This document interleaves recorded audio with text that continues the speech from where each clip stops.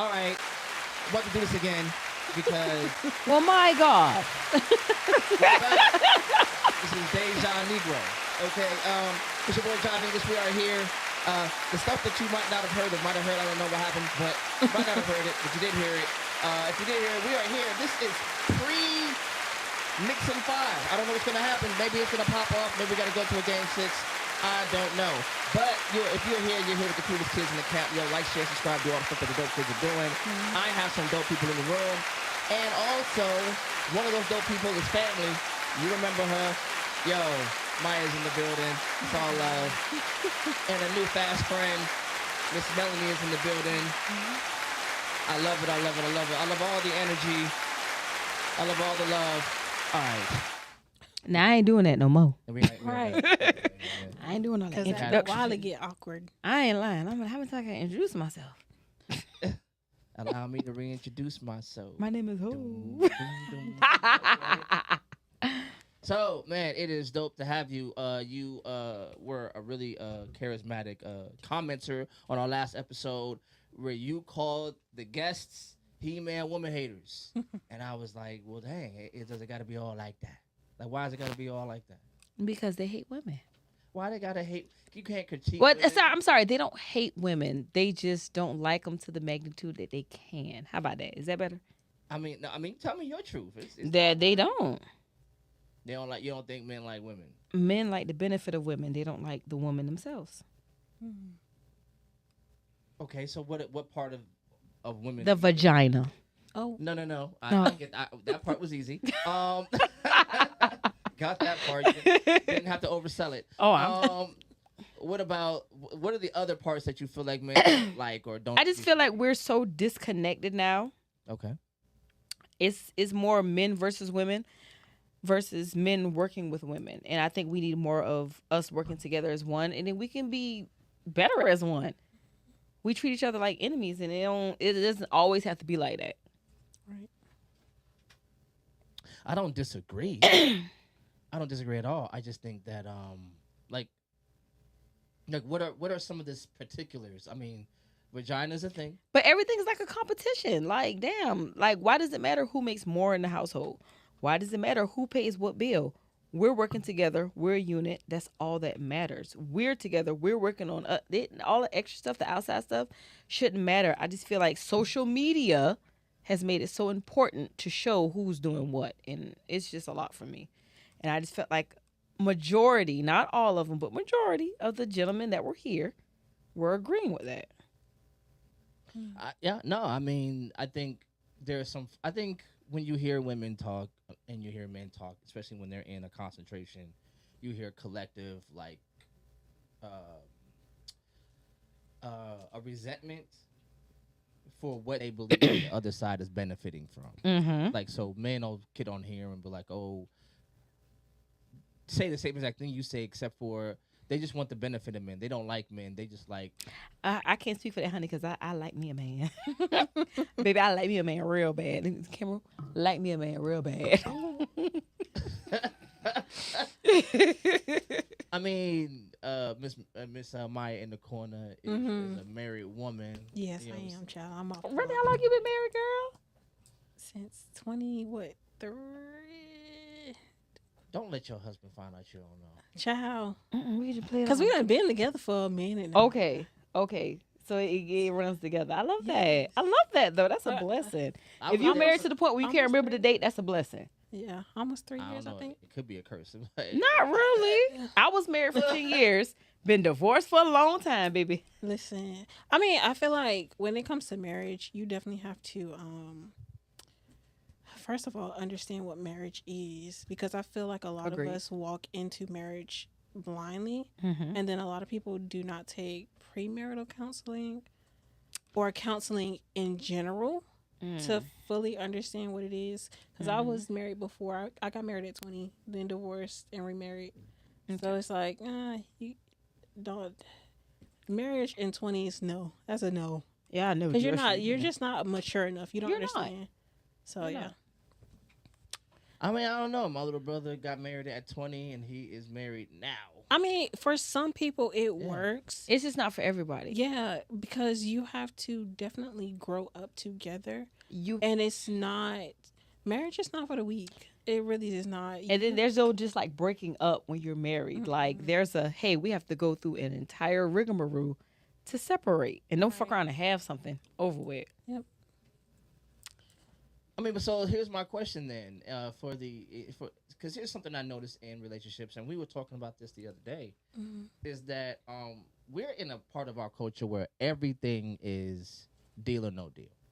Everything is, you know what? That's my red flag. This is over. Everything is like the dividing line. Like, But it's maturity. It takes maturity. Yeah, I just got like that. Like first red flag, I'm out the door. I used to paint red flags green, and then you notice you keep getting burnt when you do that. So now I'm like, hey, first red flag, you got to go. Right. so, but then how do you grow through, tough situations? You have to have the correct person in order to grow with it. I won't just grow with anybody. Right. I have to have somebody who I'm willing to grow with in order to. And it takes both parties, because you can't Agreed. have one person willing to try and then the next person, they don't want to try. Yeah. I mean, I get it. You're going to have your seasons. Everybody's going to be different in those seasons or whatever, and you have to have the willpower to push through that season, because in marriage you might have a season where the husband might not want to try and the wife is wanting to try, or vice versa. Agreed. Sometimes you have to push through. You Now, have I'm to. not saying be stupid, but It's a thin line between stupid and I think fighting for. fighting for your marriage. There we go. And I feel like, because I heard my mom say when I was younger, when God puts people together, it's better that way versus Ooh, you you better putting say something. yourself with somebody. And I've definitely lived through that. Just going through the motions, and it's just like, nah, you have to understand when it has the ability to work, or and when it's just like, all right, now we done tried this thing, it's probably time It starts for us to feel walk away. forced, and people don't believe that you can feel when it's forced. You can feel that. Yeah. Like, damn, I'm not supposed to be here, but I'm going to be here because the Bible tells me to be here. But in reality, I don't really want to be here. But it takes that maturity though, because agreed.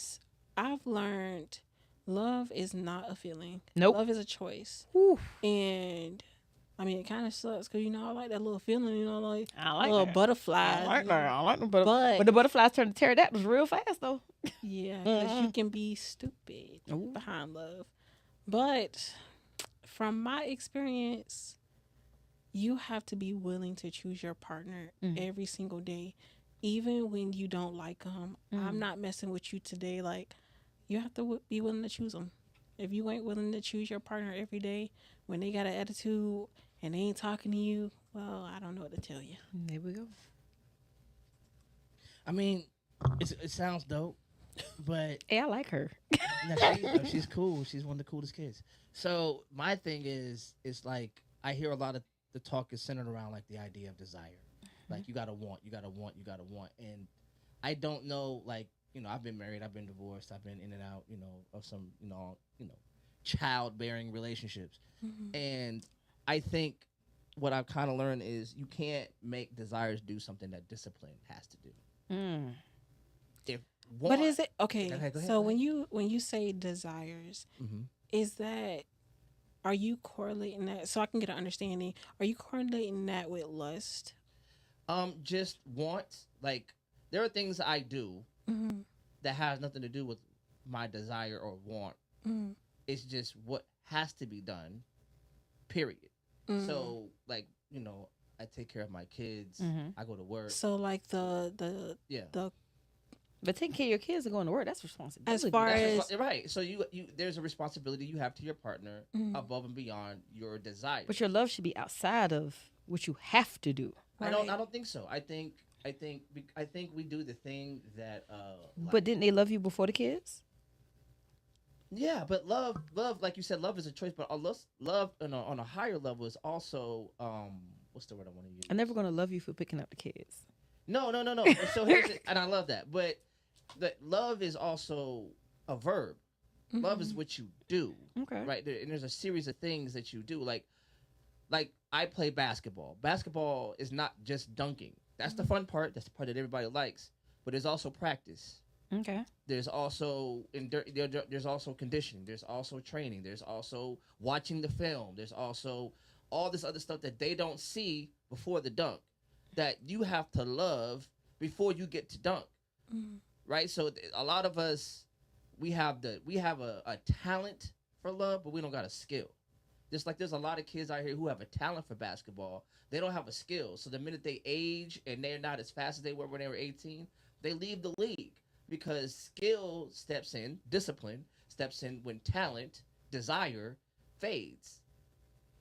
Don't hate me because that sounds like a No, I'm not. I'm not hating. My mind, because of course I'm a Christian, so my mind is definitely going to scripture. When you talk about discipline, I'm looking at all the things that the Bible says love is.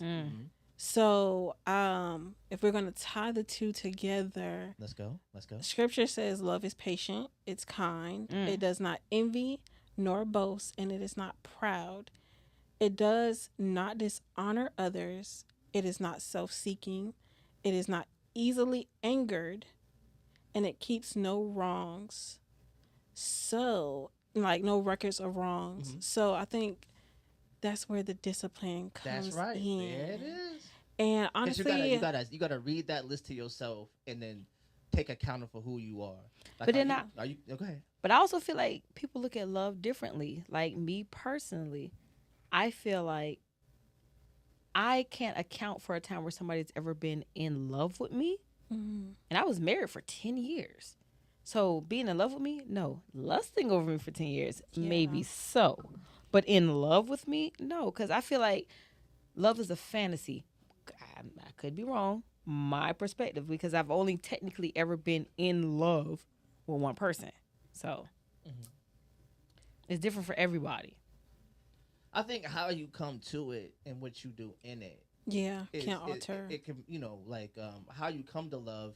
You can come to love. There are some, certain, disciplines that teach you, love is, starts here, starts there. And I think in America, love starts with romance.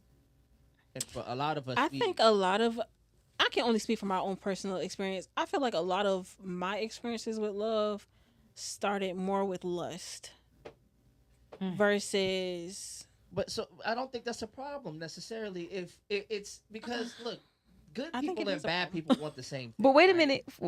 Now I hate to interrupt. Go ahead. My current situation. Right. Because I said I wasn't going to speak on it. But my current situation is the first situation I've ever entered without it being a lustful thing. I wanted to truly get to know him and truly I wanted to motherfucking invade his brain and be like, hey. But that could be a form of lust. There's a desire there. Oh, it's lusty now. I done had a little taste now, baby. That thing lust now, but. But I feel like the lust aspect of relationships or how you encounter love can definitely ruin a lot of things because when it comes to lust in my mind, I'm viewing you in one type of way. Okay. And I'm not fully getting to know you. You're not getting 100% of it. You're getting 10%. And my thing is, got you. If some of my encounters with love and I fell in love and I wasn't sure that the other person was in love too, that lust factor was definitely there. And it's just like, okay, it's more sexual than it is anything. Like, but is it always a bad thing though? It's not always a bad thing, but if you're willing to grow with somebody, sex is not the main component. Yeah. So you know what I'm saying? That's the benefit. Sex can only go but so far. I got a couple ladies in the room, a couple of very attractive ladies in the room, and I feel like I can ask this question. Where them hoes at? No. Keep it, Christian. I'm just kidding. I am non-hoe now. I have one hoe. No. Why do you feel that men center sex so securely? Why does that appear to be the? And I don't want to give you guys I'm not gonna but why do you think men center sex if we talk about, when men talk about what peace is and what divine feminine is and all that stuff, it always leads back to sexual access. Based off of the conversations that I've had with some of my friends, they use sex as control. If I'm mad with you, you ain't getting no pussy. You bought me this, you gonna get some pussy. So I feel like they use it almost like a pawn versus somebody who's, hey, I really fuck with you. I don't give a fuck if I'm mad, sad, happy, glad, tired. You gonna get some ass. So it just depends on the person. I don't think all men use that. Some of them Our stand-up member who's supposed to be in the room, Keenan said, "I don't think people know the difference between." He said love and love, but I think let me go on his live so I can see Keenan. Because I feel like a lot of people because let me say associate both of them, but they're not the same. But I don't think they're opposite. I think one is a component of another, and the other isn't necessarily. Like, there's lust in love, but you can't have love without lust. There has to be some desire in there. There has to be some want to commit to the discipline. But you can have lust without love. Like, I can play. Oh yeah, absolutely. Like, I can play basketball without ever being in the league. Well, that's where that's where You know you what I'm get your sneaky links when you're just lusting. There's no love involved. Lust, most of the time, if we're gonna be transparent here, most of the time, lust it low key comes from lack of self control. Okay, so oh girl, I got none. Keenan said crazy word. Keenan said Dilf is Not the whole thing. The whole name, girl. He don't care about nothing. Because I feel like Dilf is on some other shit. Okay, yeah, buddy. yeah. I feel like that's what that is, and I feel like he said, I don't think people know the difference between in love and love. Oh, in love and love. Ooh, that's deep. Yeah, but I've heard that. I've heard that so many times. I mean, I feel like that's an excuse sometimes. I feel like that's an excuse for like not when really, you're about to leave. But you can tell the difference between when somebody loves somebody and when somebody's in love. When she walked in the room, you can see the glow on her. She is in love. It's different. But it really boils down to, do you truly understand what love is? Because it's not a feeling. And I think we grow up thinking it's a feeling. It's a feeling. And when that feeling goes away, the love is not there. You know what? This is something that I had a conversation when I was dating this woman. This is the first time I heard it. I was in my 30s. She was a little older than me, and she said, and I asked her the question. You kind of that cute little conversation. She goes, "I love you." I go, "Why?" And she goes, "I'm not gonna tell you." I was like, "Why?" And she goes, "Because what happens if you don't do that thing anymore? Do I get to not love you anymore?" She was like, "I love you because you're you, and that's all it needs to be." And that was the first time I ever heard that in my life. That was one of the only relationships that when it ended on really amicable terms, and we remained like really dope friends. Because her life took her in a different direction than mine did, and we just had to. Oh, you're friends with exes? Like one. I could never. One. Ooh. I mean, I don't even say like friends because like I used to say we're cool. She moved on and she got married, and with respect, okay. We just but it was amicable as in the fact that there was no bad catalyst. There was no cheating. There was no fight. There was no violence. It was just y'all two ships that sailed apart. Yeah, she came to me and was very honest about where she was going in her life, and I was just like, yo, I respect that. Okay. And then we remained cool for a while, and then when her situation changed and she needed to respect her partner, then that's what it was. And that there's no love lost. You know what I'm saying? That ship sailed off, and I don't But other than that, like that situation taught me like there is a such thing as like unconditional love, and it doesn't have to be like, just in case like what if there was a zombie apocalypse or what happens if I'm, at gunpoint. It was just regular life we were living, and because you're you, I'm committed to this. You feel me? But me personally, I think I'm just now experiencing a situation with no condition. Keenan said I am correct about his name. Oh, Keenan, nobody cares. You're not here. But anyway, this is my first time in a dating situation, walking into it with no conditions. Like I walked into this zero expectations. We ain't even supposed to be where we're at right now, but I'm going to put 120% to see where this goes. And I'm learning that when you walk into it and you seek it with no conditions, it's peaceful here. Right.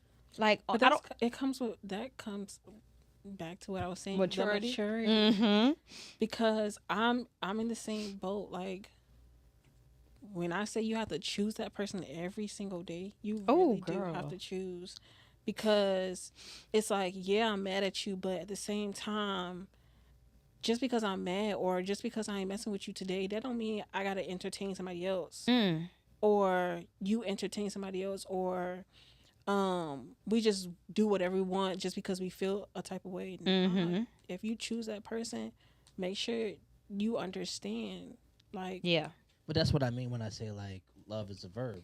yeah, That's an action. The action of choosing, constantly reinforcing your choice and your commitment. That's an activity. That's a mental activity.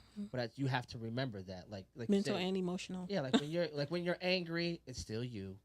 When you're Yeah. sad, when it's still you. Yeah, you're When right. you didn't, do what I thought you should do, but I didn't tell you that's what I wanted. But then I Right. wanted you to do it, and I thought you should know, but you didn't.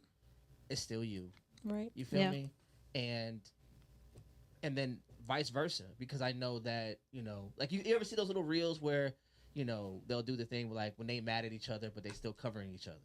You know what I'm saying? So, oh, he's reaching for, like, a rag and he got soap in his eyes. She mad, she just throw the rag at him, but she gonna go about her business like, I still got you, Yeah. but we not in this. You know what I'm saying? We I'm tight with you, but that don't mean I'm not here. You know what I'm saying? And I think we forget to cover our partners. So a lot of our partners feel vulnerable. And that when goes we're back to mad. what she was saying about, going against each other. Mm-hmm. You don't have to go against each other because, and truthfully, my husband really reminded me all the time, it's us against the situation, not There we us, go.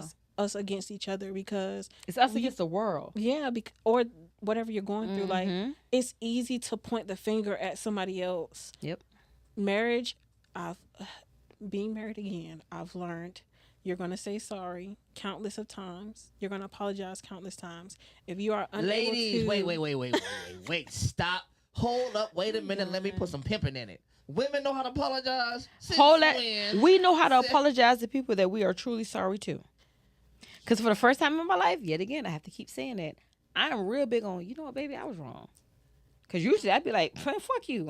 It is what it is. But now, it's also getting rid of pride. ooh. Because we deal with pride too. Mhm. And my thing is, I be prideful sometimes. Girl. But at the same time, because I choose my husband, I'd rather you understand. Is anybody like out there live on or something? Because I can hear feedback. No, I think it's... Yes, I think it's out there. somebody in the hallway. Oh, that's crazy work. It's cool.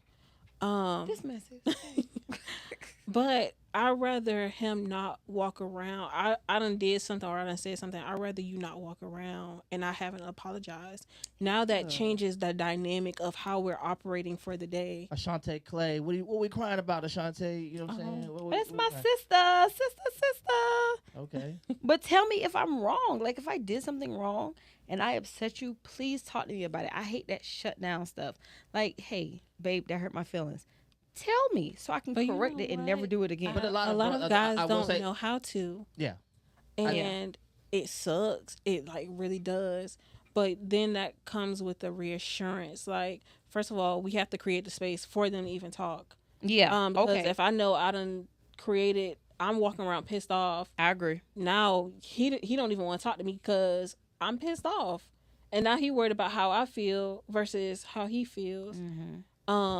So you have to remind your partner. You have to reassure your partner, and sometimes you're going to be reassuring your partner, especially if you care more than you think you should. Oh God, having this conversation is really making me realize some shit. Oh my God. Because I'm sitting here and I'm thinking, like, we just had our first little, I guess, like, I'm mad with you moment, and I didn't speak to him for the whole day, and I'm like, fuck, I ain't got no hoes no more. Who the fuck am I talking to? Oh, it's growth. That's growth. Oh my God, I am real grown these days. Let's give it up for growth. Praise God. I'm too grown for my own good, honey. I don't. No, I mean, but that's the thing, right? Like, you don't, when you love somebody and you really want to commit to them, you start, like, you're starting to investigate a discipline, right? So now I'm not going to go run to an outlet. Yeah. You know what I'm saying? And it's so easy to do. It's something you said, like, especially with the social media, we all can jump in somebody's inbox, especially as ladies. you guys got somebody in your inbox, whether you guys, and I've had this conversation that is so tough to have with y'all, I swear for a Lord in heaven. What's conversation? Let's have it. What's Because we've had this conversation about options. Mm-hmm. And I say, women just have more options than men. Women go, no. And I'm like, yes. And then you go, no. And just because they're in my inbox doesn't mean I want them. And then I go, no, that's not what an option is, because an option is something that is available to you. Whether you choose it or not, it's still an option. But I feel like we all have options though, because if I know when I look at my partner, when I look at my partner, and I know what I see when I look at him, I know for a fact other bitches see that. Ain't no way they don't see that, because I be looking at him sometimes. I'm like, damn. I ain't gonna lie. I kind of agree with y'all. Damn. Oh God. Yeah, we all got Because I feel She like mad at me too. She's like, wow, he doesn't. you ain't want to agree. She wanted to no, agree so bad. because the truth of the matter is we do have options. Mm-hmm. Like he said, it don't matter if we want them or not. Baby, they be lined up, wrapped around the I'm corner. talking about the club, girl. I'm over it. I mean, but it wrapped counts around the though. But corner. it counts though, right? Like just because you wouldn't choose it in a million years Yeah. doesn't mean it's not. Like if I'm hungry, I could go to McDonald's. I would never eat McDonald's. But McDonald's does It's not there. stop existing because I wouldn't eat it. It's right there. Yep. It's on every corner. So it is an option. It's not a great option. It's not even a healthy option. I'm talking terrible options. Jesus. You understand? There's a lot of dudes. There's a lot of dick pic based options out there Oh. that I'm y'all. I'm talking overly verbiage. loaded. And you know what I'm saying? They doing the dick pic is like their Big Mac commercial, like where they just put the Big Mac on the screen, and they just like, look, Big Mac, and you be like, I do want a Big Mac, I do, and they're hoping you just see a dick and you go, I do want a dick, I do, and it's that'll get you blocked real quick. I ain't lying. See, man. Because just a side note, I hate when men approach me. It don't matter if I'm married or single. You want to catcall me or you want to talk to me, but you ain't even ask me for my name. Please, sir. Bye.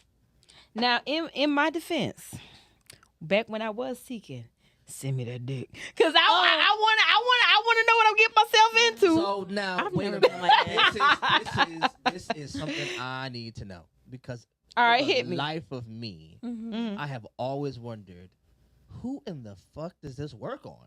Who got the dick pic and I have a friend. I love you, girl, cause I know you watching. Oh. But it'll work on them, cause sometimes some females are dick centered. That might. Why did I say that word in my mind? That might. I was like, that might appetize dick-centric? them. And then she said, dick And I ain't gonna lie, centric. I was like, depending on the timeline and the nature of the situation, you might catch you a little something. But that goes back to what she talked about, immaturity. Mature female gonna look at that shit and be like, blocked. Right. But my thing, I can only speak for myself. I've always been a picky person. Okay. Like, I don't like people approaching me all kind of way. I don't like, if growing up, people always wanted to talk about sex before we talked about anything else. You already told me what you wanted. Bye. Okay. I grew up, and it's probably how I grew up, because I've always been kind of curvy. So since I've told one of my coworkers she said recently, kinda is crazy word. Kinda is Hey, an hey. understatement. I just let her have it. I'm let her have it. but I told my coworker recently, ever since the 5th grade, I've had grown men try to talk to me. So it's kind of like I see how a lot of men operate, and I don't like it. I've had the cat calling, and I'm pretty sure a lot of us have, but I've definitely had it more than I should have. Oh, definitely. And So I it's think like, that's my thing with older men. Like I have to be something older, because that's all I'm used to. Like I like me a senior citizen, little AARP. If you don't, Not the I discount. got me a little AARP right now. I like my little AARP. why you looked dead at me when she said that? Hurt several. Of I mean, I'm just. She trying to call you old buddy. She ain't Just trying a to do little nothing. bit. She ain't trying to do nothing. You know what I'm Did saying? y'all hear that? Yes, we heard Sorry. that ASMR moment you had over Sorry. People like that. They better not. there. So okay, so He-Man woman haters. We back on that. Yeah. Let's talk about it. Let's talk about it. And catch me up. Are 'Cause I there- ain't seen that episode. Are there Girl. he woman man haters? Yes, absolutely. I was friends with one, and we are no longer friends Why so? because if you're on social media constantly bashing men, you're not a lesbian, but you're bashing men. You're waiting for a man to pay your bills and do everything else, but you're bashing men. Bitch, how you gonna find one? Right. Every man in the city think you hate men. So I don't want to be associated with that. Cause see me, I'm a lover girl. I be like, oof, I need my man. Need me a man for this. Need me a man for that. I turn into a damsel in distress when I get a man. I can't tell you the last time I used my debit card. What? That thing don't work. Alex, mommy, I'm not pronouncing it with the sauce. I'm sorry. She said, when sex is the first thing, I automatically exit. Right. And That's then, not attractive. Depending on if that's what I'm looking for. Clay said, Shout out to Ashante Clay, big cash. she said, Big cash. You know, yes, immediately she was responding to Alex. She also said back when, I guess a second ago, when we were talking about the dick pic, she said, Ashanti Clay said, I do like a little sample. That's crazy. How about buy a car if I don't test drive it? All right. Well, sin does exist, y'all. Big sinner. I know that y'all don't want to hear that, but you know what I'm saying? Now listen. I'm a Roman Catholic, big sinner. I'm covered in tattoos and I'm a divorcee, big sinner. I would say the Lord does I'm just forgive. saying. The Lord does forgive. You know? I'm forgiven. But here's my question. I do like me a little sample, but if you talk about sex first, then I'm cutting out. Yeah, because How you get to lead with a dick pic and then can't talk about So- sex? That's but no, I crazy think work. okay, if I'm a think back in the world. Think back before the marriage, baby. Come on, let's go. At some point, Mm-hmm. if we done conversated, you might get a little pass. But if that's the first thing you send me in a conversation, I got it. it's like Then it's done. Yeah, sir, you done showed me what you wanted, and I don't want that Okay. from you. But I feel like if I'm coming to you as a hypersexual person, you know I want you. So now I need to know what you're gonna do. I'm gonna tell you what I'm gonna do. You tell me what you're gonna do, and you gonna think it's all talk because I'm gonna extravagate the fuck out of it. Then we gonna come So together. is that Come on, hit me. is that Is that because lusty? you already Is that lusty? yes, it's very much so. I'm sorry, y'all. But is that because you've already kind of had a few interactions with this person and you know that they So are okay. available I didn't versus versus a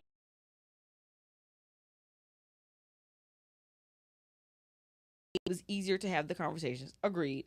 Because it's a random Joe Schmo. I'm like, bitch, block. But then also, I always tell people it also falls back into your presence on social media. My inbox is wild. But I also have collectively about 600,000 followers. It's fucking crazy. But back when I was a peon, I was like, it wasn't so bad, but it was still kind of bad. But then again, I think again about what you said. I put myself in a position to get that bullshit because of what I was posting. So I can't even really blame nobody. yeah, that's okay. So why do women post that type of material and then Because I like the attention. the honesty was I look at everything from a I ain't gonna lie to spiritual- you. I look at everything from a spiritual aspect. Only because I've gone through it and God has definitely revealed some stuff to me and I can't unsee it. So it's like Keenan said, hold on real quick. I want to just make sure we're getting the chat in. Keenan said, the more I like you, the more I'm going to want to hunch. Daily. Well, damn. I'm done. Like, okay. But you know what I like about her? I love the way Oh, she- Ashanti said, said, I guess about the dick conversation.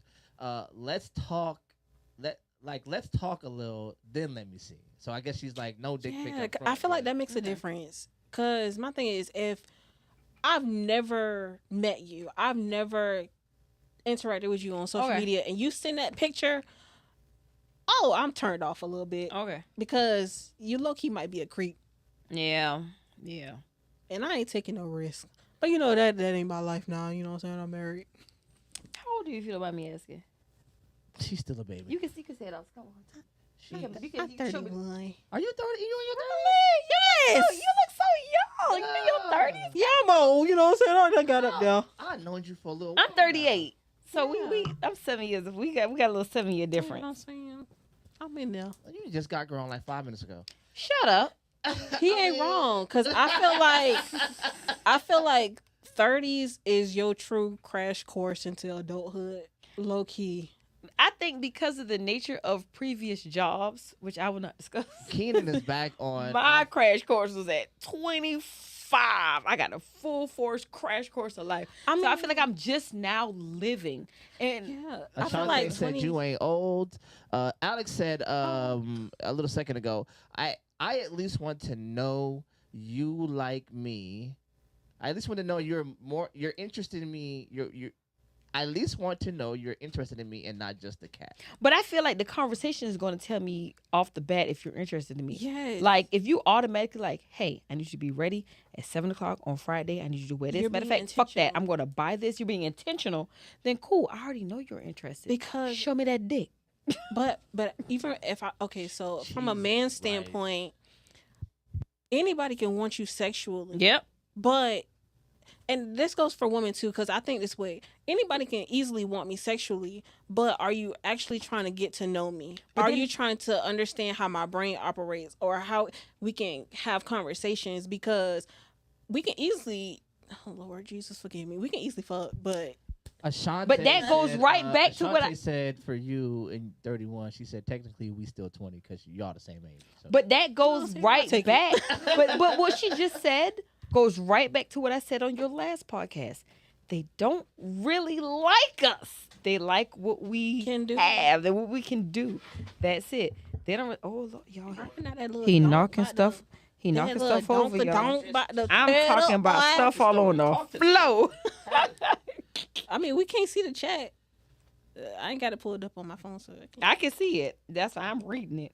Keenan talking about, I'm mad. My seat keeps flashing. Well, Keenan, had you been here, you would be in your seat. But you chose not to be Do here. I know Keenan? Do I? Keenan Carr. I don't know. He's a I don't know. sweetheart. He's really nice. Maybe in passing. So I have a question for you though. While he's over here, just Mm-hmm. so did you grow up in the church or is this new? Yes, and then I mean I had to find my own way like any other Okay. Christian. And I've talked about this when we were consistently on the pod together. Mm-hmm. Like my encounter with God revealed some things, y'all. Okay. And I just I can't unsee it for real. But yes, I mean I grew up in the church, but I wasn't heavy into it until my grandma passed. Okay.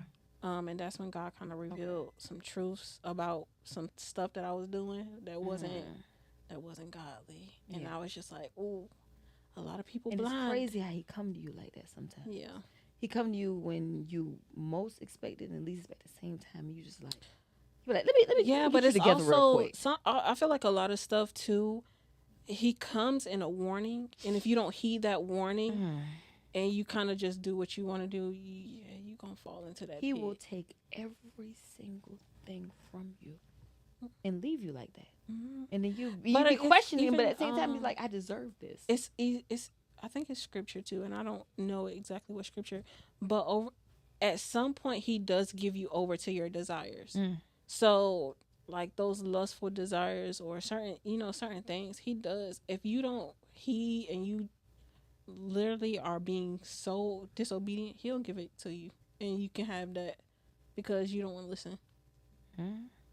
Ashanti Clay just said, can you truly love unconditionally? Okay, Yeah. sister, me and you need to have a talk. Because for the first time in my long years of life, not dog years, but people years, I am willing to walk into a situation unconditionally. Reason why I say that, because I feel like the situation has certain conditions I would normally haul ass from. But because of the person, I'm like, you know what? We can just do A, B, C, D, E, F, and G. I'm always giving suggestions. I'm always looking for ways to be like, oh, babe, we can do this. We can do that. When me a few years ago, which you know, I'd have been like, man, figure that shit out. And I'm hauling ass. I think men love unconditionally when they love. Not all men. Not Some men come with conditions too. yeah. Let me fuck around and gain 30 pounds. But a mature That's a man. condition. But a mature man. There we back to the maturity. Because It's gonna land every time. Yeah. Every time. Because he I feel like most men do understand what love really is. Mm-hmm. It does take that healing, and most men, I won't say most men, I would say it's a handful of them who have the unwillingness to do that healing part because I want to debunk it. There are still some good women and some good men out there. Absolutely. But it depends on what you are looking for in that particular season of your life. My thing is, and this could be very true for some, your person is not the type that you grew up thinking you liked. Why you did that? Because it's true. Why you did that? It's true. You are so right. I like you now, and sometimes you have to walk away. What I like in my 30s is not the same thing that I liked in my teenage years. You better talk. You better say something. I thought I liked a particular man, and guess what? He broke my heart every single time. Every single time. And even if they were in a different body, it's that type of spirit that you're attracted to that is not always beneficial for you. Yep, I agree. Let's talk about that part. Ooh. So there's that spirit. Mm-hmm. I need her number before we leave, baby, because this here. Because there was if you she read me. if you look at the women that I've dated in the past, what they look like varies. But who they were didn't. was the same person. Now the look ain't gonna change for me. I like them black as a motherfucker. And that's okay. I like them. I like dark skin too. Oh. I'm done. Light skin, y'all had y'all run. You heard it here first. I tried it. I ain't gonna speak on it, girl. One got her screen note. I ain't gonna speak. But be that as it may, that idea of the spirit of the person, there is a certain part that you sort of, I don't know if it's a pattern that you're attracted to. I don't know if it's an energy or whatever you call it. But when I started to investigate myself, I started to realize not only was I attracted to the same type of person, but I became the same type of person over and over and over again in my attempt to maintain it. So it was really like figuring out who I was in an attempt to sort of win that person over or prove to this person that I could be whatever their thing was. I agree. So a lot of things came to my mind because, y'all, yes, we are going to sin. We're going to have sex before marriage and all this other stuff. But if you can find your person, God be the glory. I hope you do. And I pray that you do. But when it comes to that spiritual aspect, for one, we all are capable of carrying a Jezebel spirit. Jezebel was a female, but we can all carry the traits of a Jezebel. Girl, I was called a Jezebel a few more, 9 months ago. And having that spirit can definitely ruin and blind you and how you operate in the world and how you operate with people. And two, when it comes to having intimacy with people, yes, you do. Like their characteristic traits, baby, you will be blessed if you don't inhabit what they're going through. Okay. Because I've definitely taken on someone's personality after being intimate with them, and it was just like, dang, like that's not even who I am. But because I done gave my body to you, we've been around each other for but so long, you know what I'm saying? Now I'm starting to act like you, and that's not a good thing, especially if they were not God sent. So do you find yourself in this relationship taking on some of the characteristics of your husband? Do you find that mixing together thing? Yes, because when you marry, for one, my mom went to the woman at the wishing well. So the backstory with the woman at the wishing well, Jesus knew she had multiple husbands, and it wasn't ceremonial. It was her having sex with and intimacy with these people, and we do marry people in the spirit too. So that's, you gotta be careful, be mindful. But You talk about like a soul tie, yes, the voodoo version of the okay. yes. But Ooh. when you get married, you're supposed to be one. Mm-hmm. That means, yes, you're not gonna always agree, but you make a covenant in front of God. Mm-hmm. So you join to, you're supposed to be joined together. Mm-hmm. So that means you're supposed to operate the same, or at least try to. Mm-hmm. So yes, I do. Yeah, we do. We act alike in a lot of situations, but at the same time, we're still individuals. So so you're a married woman. You've been married for 3 years, and it's been successful. Y'all have grown. Y'all have invested. Y'all have done all the dope things that they say it takes to do. When you hear the world going on and on about gender this and all this, what do you hear? Inside Honestly, the covenant of a marriage. I see it and I hear it, and it is disappointing. But at the same time, I try not to intertwine myself or my mind with a lot of that stuff. Because I definitely had a conversation with my husband even before we got married, and this is my standpoint on it. I don't care what the world say. I don't care what people do. They're always gonna have their opinions. But when we are together, what matters is how we're operating together. Because if I'm constantly looking at what the world say and what they do, that becomes a factor in our relationship. When you're not dating the world, you're dating me, and I just don't care for it, to be honest. But it depends on who you're talking to, who you're entertaining, and what their mindset is. Because again, people are going to have their opinions. That's just how I view it. So since you done let us know how you're an older person, you've aged beautifully as well.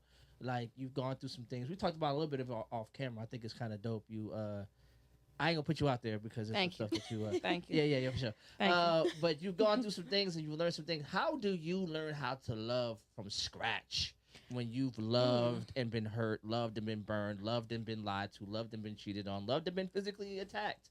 And then how do you? And I'm not saying that any of these things personally happen to you. I'm just saying. No, they have. So I'm learning from That's a good scratch question, now. to be honest. I'm learning from scratch now. And what I am learning is finding someone who will be patient with me, who will make me feel safe. My person is my safe space. I have never felt so safe in my life to where I can lay next to somebody and sleep. I couldn't sleep next to my ex-husband. And I hope you're watching this. I hate you. But I couldn't. Hate is a strong word. Hate. Hate. But I love our kids. Hate you. But hate is an accurate word. I like.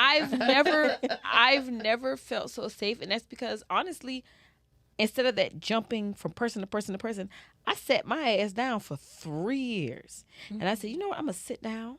I'm gonna talk to God, and I'm gonna let Him and myself, because I'm nothing without Him, so we have to combine and come together. And help me find who I need. Not necessarily me find them. Let them find me.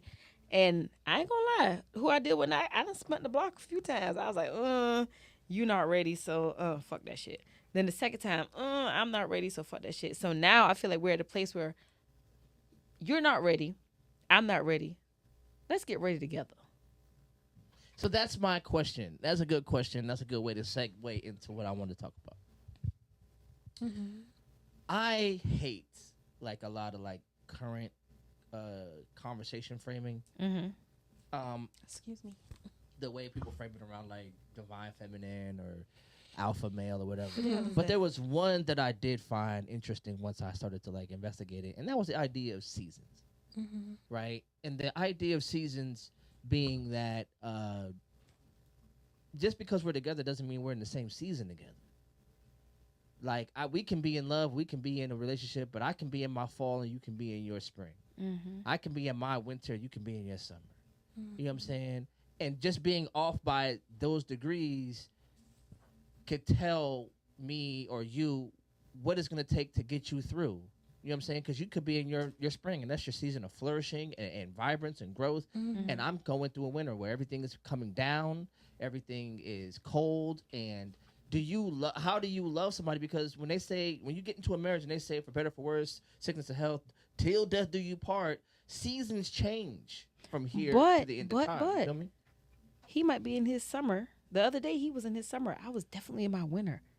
So I was at like the worst point in my life. You got to find somebody that's willing to migrate that season. And be like, hey, babe, I want to pull you out of this. And honestly, realistically, you have to be picky when it comes to you choosing your partner. You got to be picky when it comes to you. Because I told myself, Ashante said she love them black too. Keenan said, why brown skinned girls never get called out. This man. Alex said, agreed, sleeping with certain people, you do pick up their energies. Shay said, the transference of energy is something serious for real. I'm deep into that. Listen, let me tell you something. When it comes to that transfer of energy, I mean business.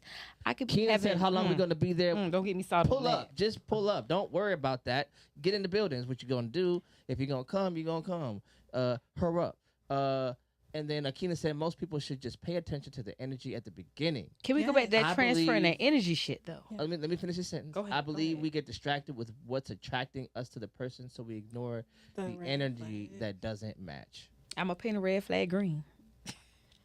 I ain't gonna lie. I definitely feel victim to looking at the potential of somebody, and it's not always a bad thing, but you can't force somebody to be something that they are not ready to become. So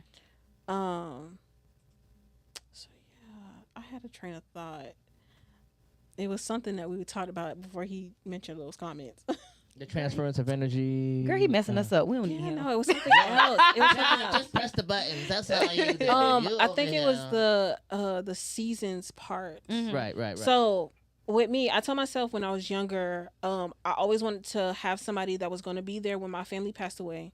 Granted, my family wasn't dying during that time. I was still maybe in high school. I wanted to be with somebody who cared about how I felt. And I'm not gonna lie, my first marriage definitely showed me what I did not want, for real. Especially when it came to the emotional aspect of the relationship. I definitely went through some things, and so I said that to say when it came to my husband, you definitely have to look in that talking stage. Because my mom always told me a man is going to tell you, and I think it applies to women too, a man is going to tell you who he is. You just have to pay attention. You got to listen. He's going to tell you every time. And that goes the same for women.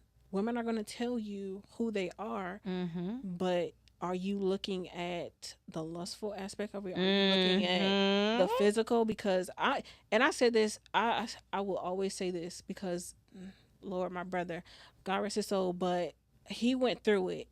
The Bible is going to tell you what woman to stay away from. I don't care how you look at it as a man. It's going to tell you. And I'm a girl's girl, but I grew up with brothers. So it's also like I see both sides of the coin. What does a girl's girl mean? What does that mean? I support women. I support black women. I love my black women. But I also know that we are capable of tearing a house down if we want to.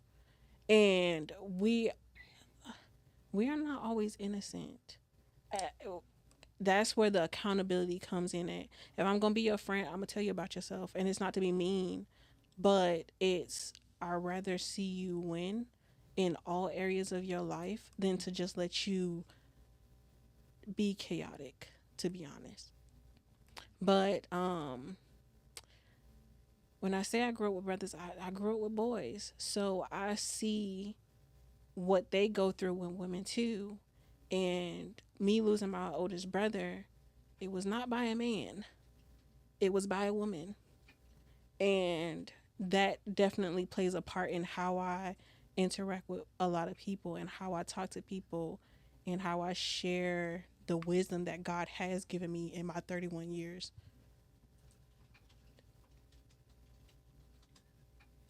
So you you've dealt with family violence through a woman, and so now that, because what I see when I watch, even when you watch content that has women centered in the violence as far as the perpetrator, you see a lot of apologizing for that behavior. You see a lot of, victim blaming when it comes to that kind of behavior. You don't know.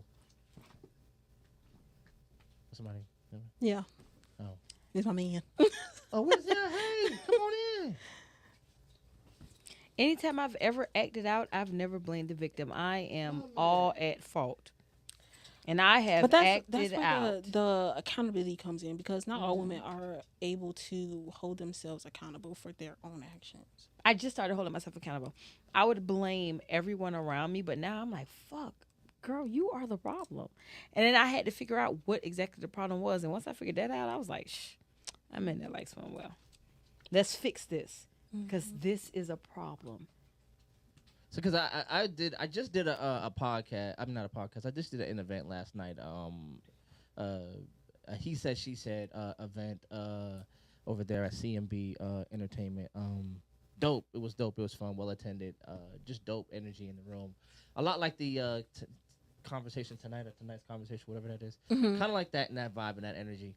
Really dope. But one of the ladies on the panel said this, and this was crazy. She said it took her 15 years to be able to say it wasn't all my husband's fault.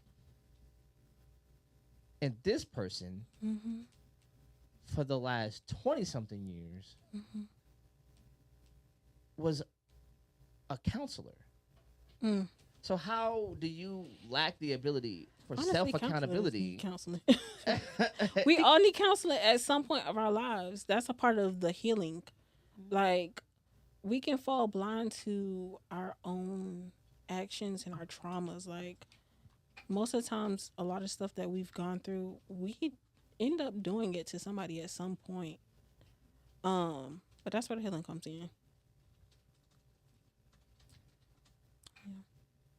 So, but because when I hear women say I'm a girl's girl, I hear the same thing I hear when I hear boys are going to be boys.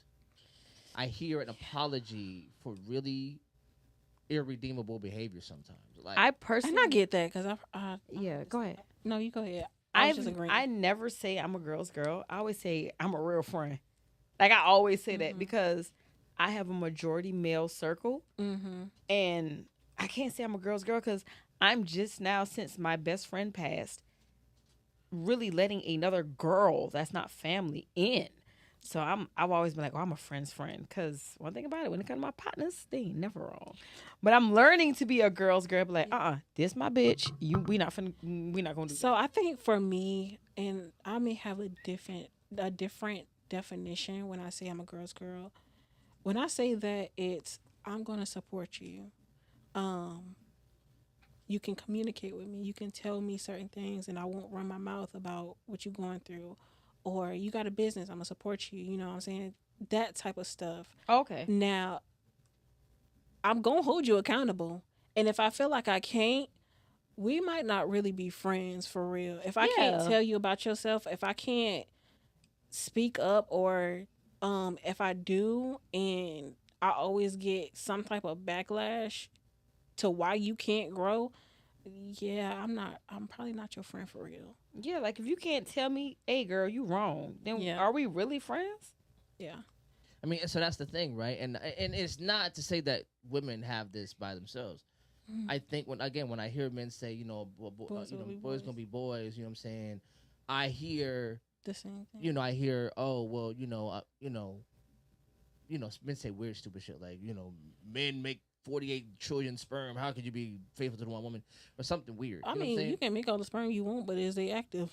I mean, but I'm sorry. That's oh. Yeah, I mean that's the truth. Cause hey, I mean, but here's the thing, like, but so again, back to the point where I was saying about discipline. So what I need to discipline myself against may not be what you need to discipline yourself against. You may not have the sex demon on you, but I do. So that's my discipline. That's my battle to fight. You might have, and maybe, I'm not saying anybody in this room, but you may, as a woman who has been in this room, I got it world, bad. you got that materialistic spirit. So Yeah. you always trying to find the man who has more because you want more. And if you love me, then that's a battle you got to fight. It's not my battle. I'm not looking for women to buy me things. You may be looking for, you may have had a history with men always throwing things at you, and that's a battle you got to fight. But just because it's your battle and not mine, I shouldn't be downplaying how hard it is for you, because that's what temptation is. It's the thing that you want. So because what you want or what you've been used to being given doesn't strike me as important, doesn't mean I can't support you in your fight. I get it. You know what I'm saying? And I think you said something earlier. A lot of men don't know how to articulate the emotional stuff, which is why we default back to, well, men are just logical, and a lot of these dudes can't even read. So I don't even know how y'all got to that, brothers. Reading is fun for the mentals. I need y'all to read with me, brothers, because y'all be saying some wild stuff on this, what they say, Beyonce's internet. And Over JC's Wi-Fi. Oh. and they've been saying, y'all be saying some wild stuff, and I'm like, people who read don't say that. I'm sorry. I think social media has blurred a lot of motherfuckers' brains Yeah. because we are in a situational ship generation. She's married. I'm so glad for that, because now here I am, somebody that's dating again, damn near 40. Like, fuck, I have to date in a situational ship error. How the fuck do I get out of this? But my thing is, at the end of the day, it boils down to self. Now, you can't be self-centered Okay. going into a lot of these things, but you do have to understand what you actually want and what is the, like, how deep do you really want this thing to go? Do you want to remain in surface level relationships where we just having fun? We just, God forgive me, we just fucking on each other? We just playing house? Or do you really, and I get it, everybody doesn't look at marriage and everybody doesn't want marriage, but why don't you want those things? I loved being married. I married the wrong person. I always tell people, if people ask me that, they're like, well, why aren't you? I'm like, hey, don't get me wrong. Right. The thing was that, and that's dope you said that, what was crazy was a lady said this, and it was a great analogy. She said, look, if I sit in this chair and it breaks, I don't say, for lack of a better term, fuck chairs, right? It's like, yo, that chair broke, that chair was faulted. Yeah. I'm not going to spend my life standing because I hate chairs. I've even heard it said, if you have food poisoning at a restaurant, do you stop eating food or do you stop eating from that place? And those are two different things. I think that, but what the difference is we get so locked in on that one person becomes the representative of love. And then if they don't love me, then love don't love me. And then that's... But do you love yourself? Do you love yourself enough to make standards for yourself?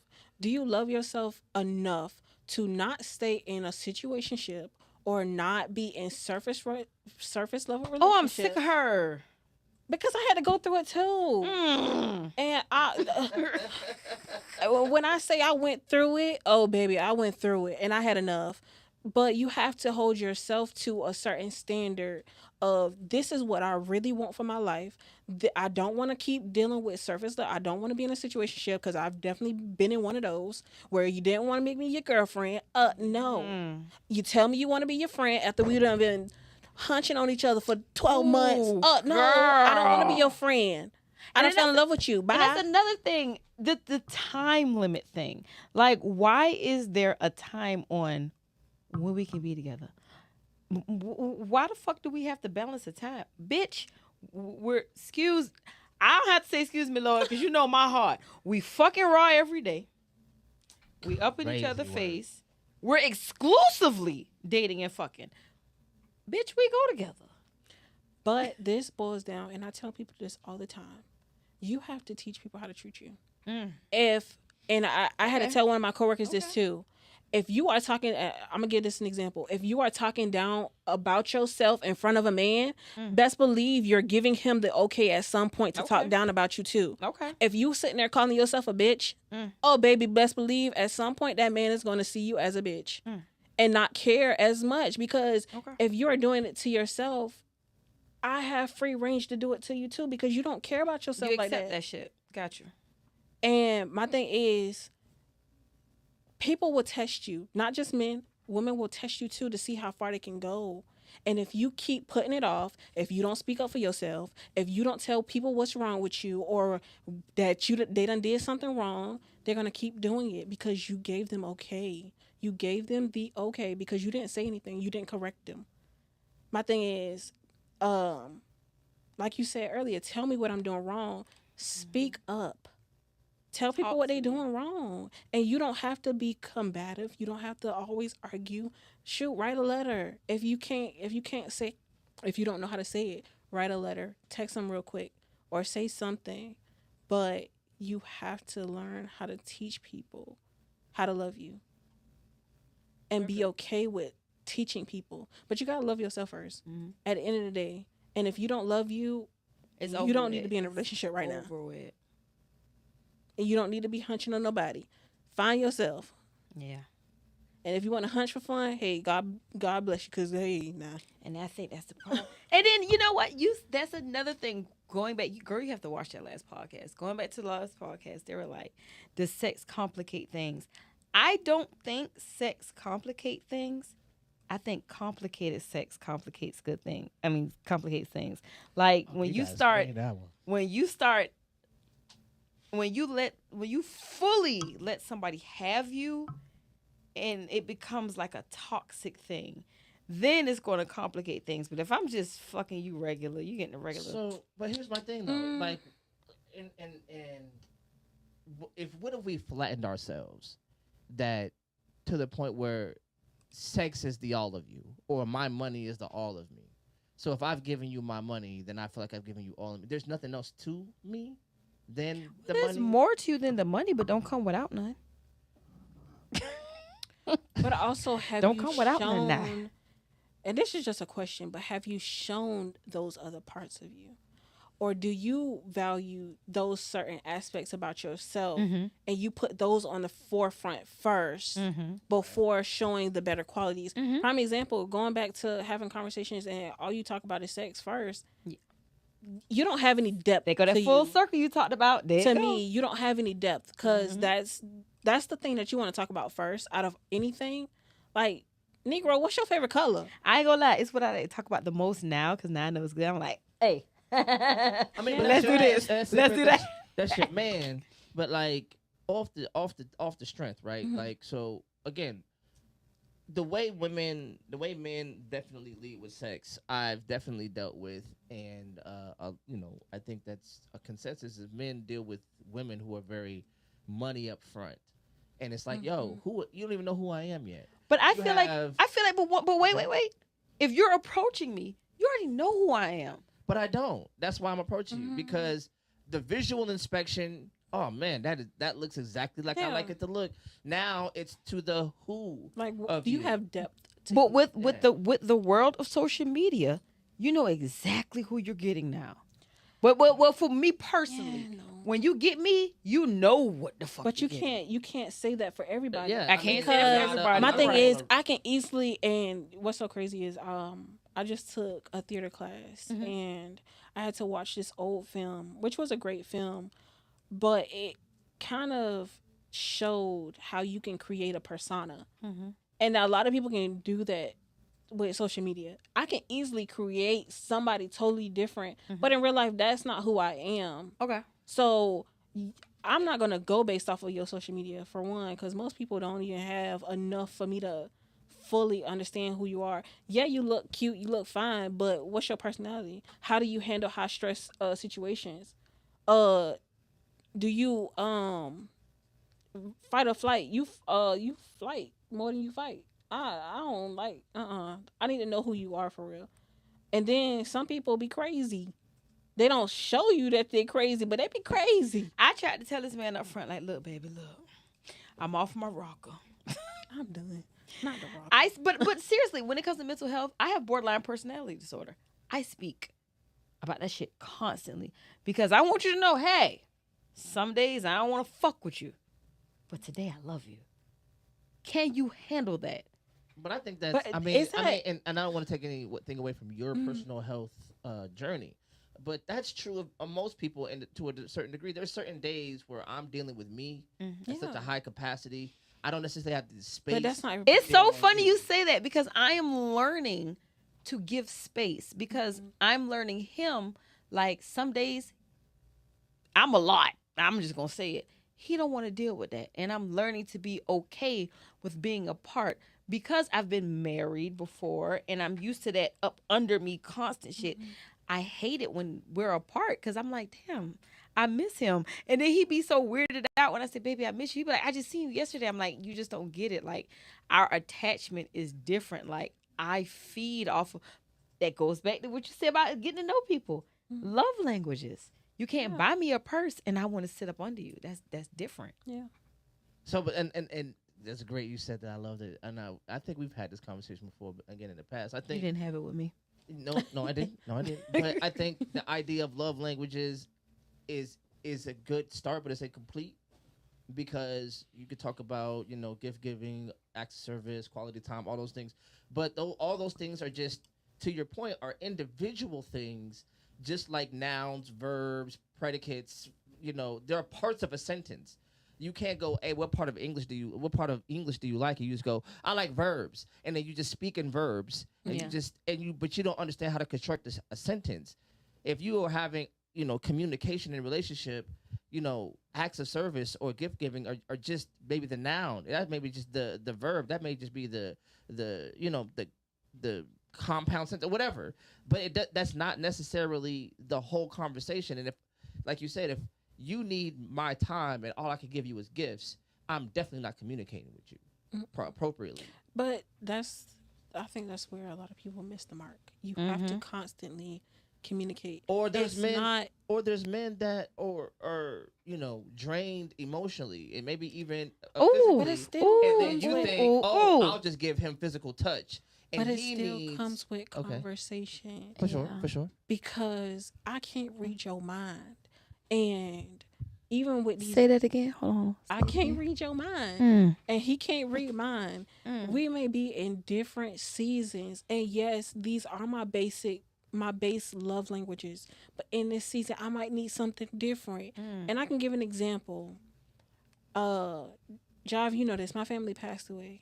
I've had members of my family back to back to back pass away.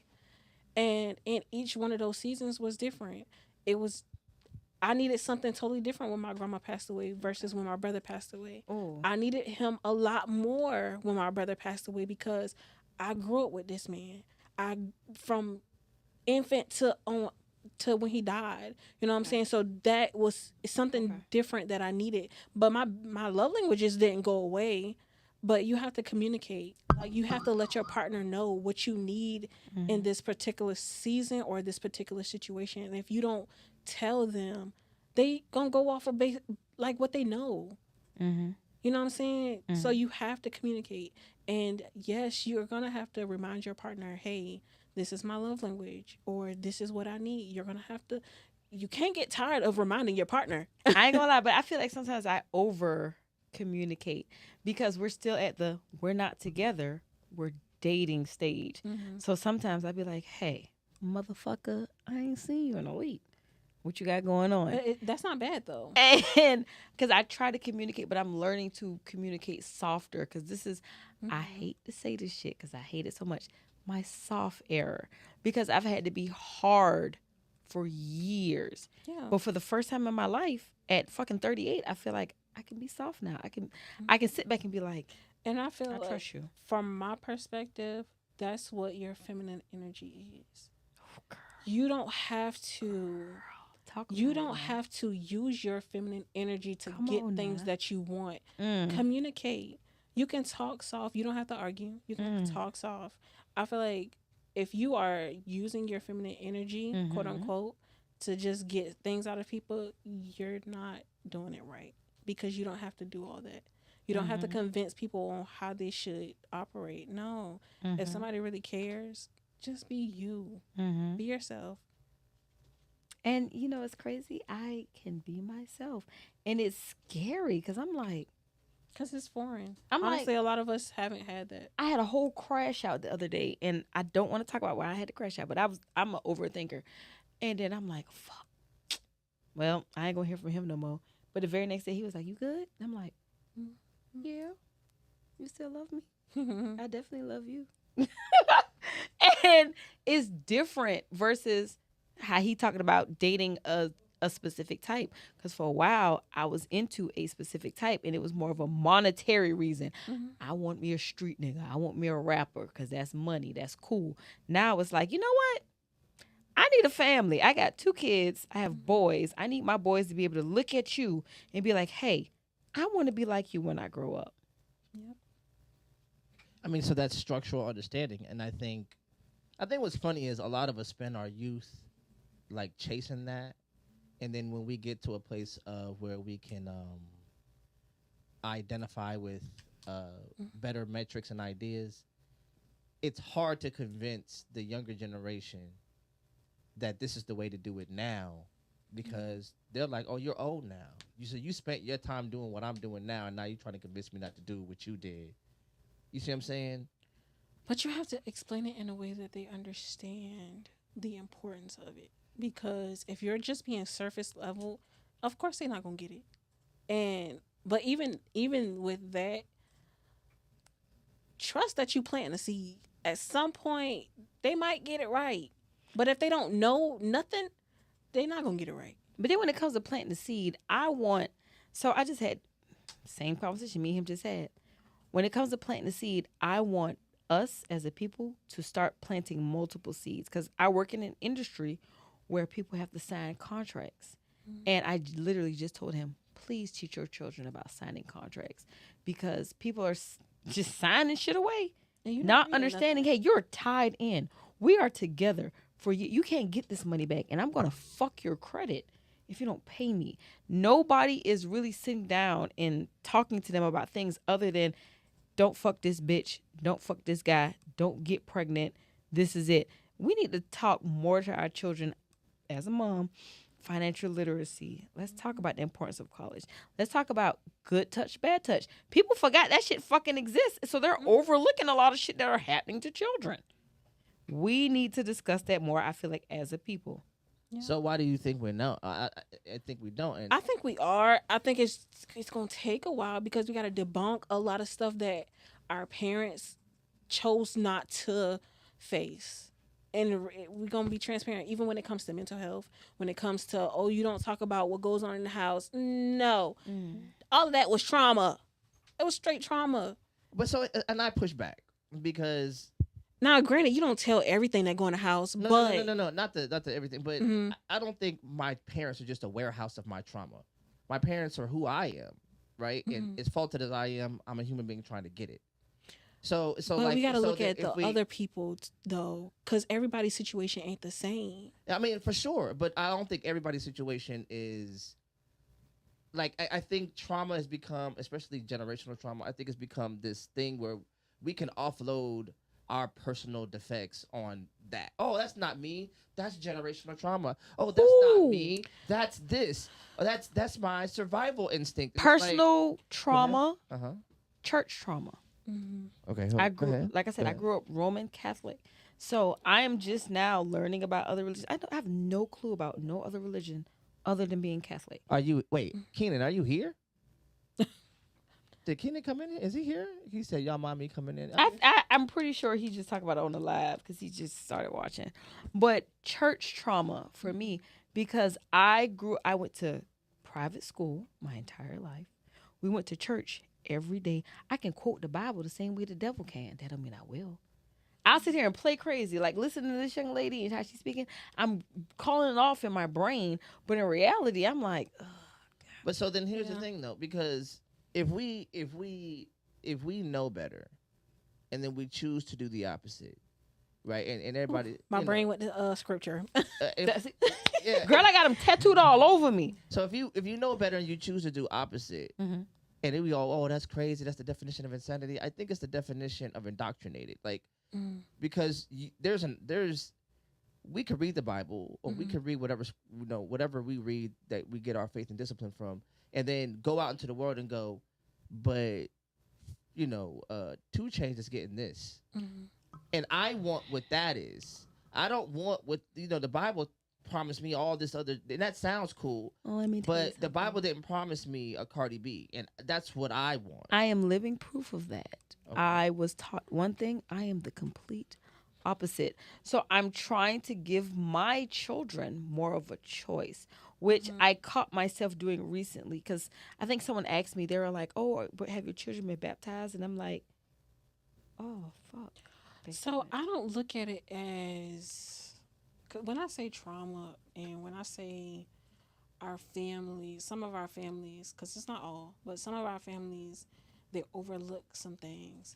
It's, to me, it's you encountered what the truth is, or you know what you should do, but you chose not to do it, and now you've brought a family into this thing where there's trauma, where there is lack of education, whatever you want to look at, you know what I'm saying, and you didn't make the conscious choice to be better for your family.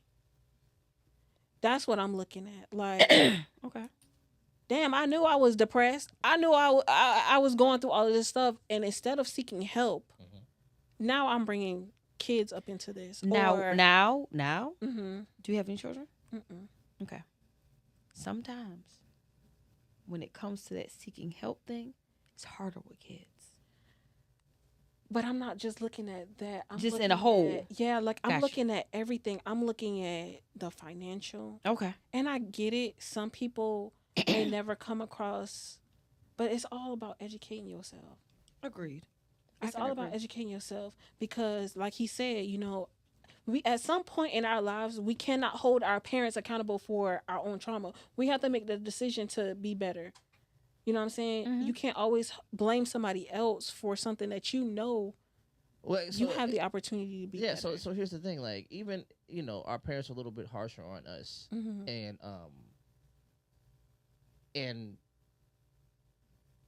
in some ways we've been a little bit softer on our kids, and there's been an effect. A lot of our kids, we talk in trauma and healing, but nobody talks about coping and resilience. You have to be able to hold up and stand up to something. If every time something happens, you can fold to trauma, you can fold to triggers, you can fold to this, and that works in my house because if I'm speaking that language to you, cool. But outside, don't care about that.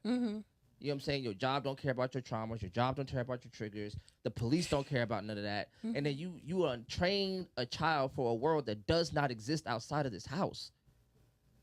So then that's what our parents did. That's what those civil rights parents did. There's a world outside of here I can't protect you from. All I can do is prepare you for it. Now, they taught you how to fight the demons that they saw. You went outside and those demons don't look the same. And then now you call what they did to you trauma when it was like, look, this is the world. The world is like this. When you look out and you see Palestine and you see, Sudan and you see the wrong side of your town, look, what am I going to prepare you for? This La La Land idea that I would want to be true for you? Or the thing that I could see right now? I could see Carmelo Anthony going to jail. I could see that young black man being shot by a store clerk owner. Do I teach you traumas, triggers, and all that other stuff? Or do I teach you how to survive that? Because that's what you're going out in the world. And you're not going out into the world into a counselor's office. You're not going out into the world into a psychologist's chair. You're going out into the world where my everything... question is, why...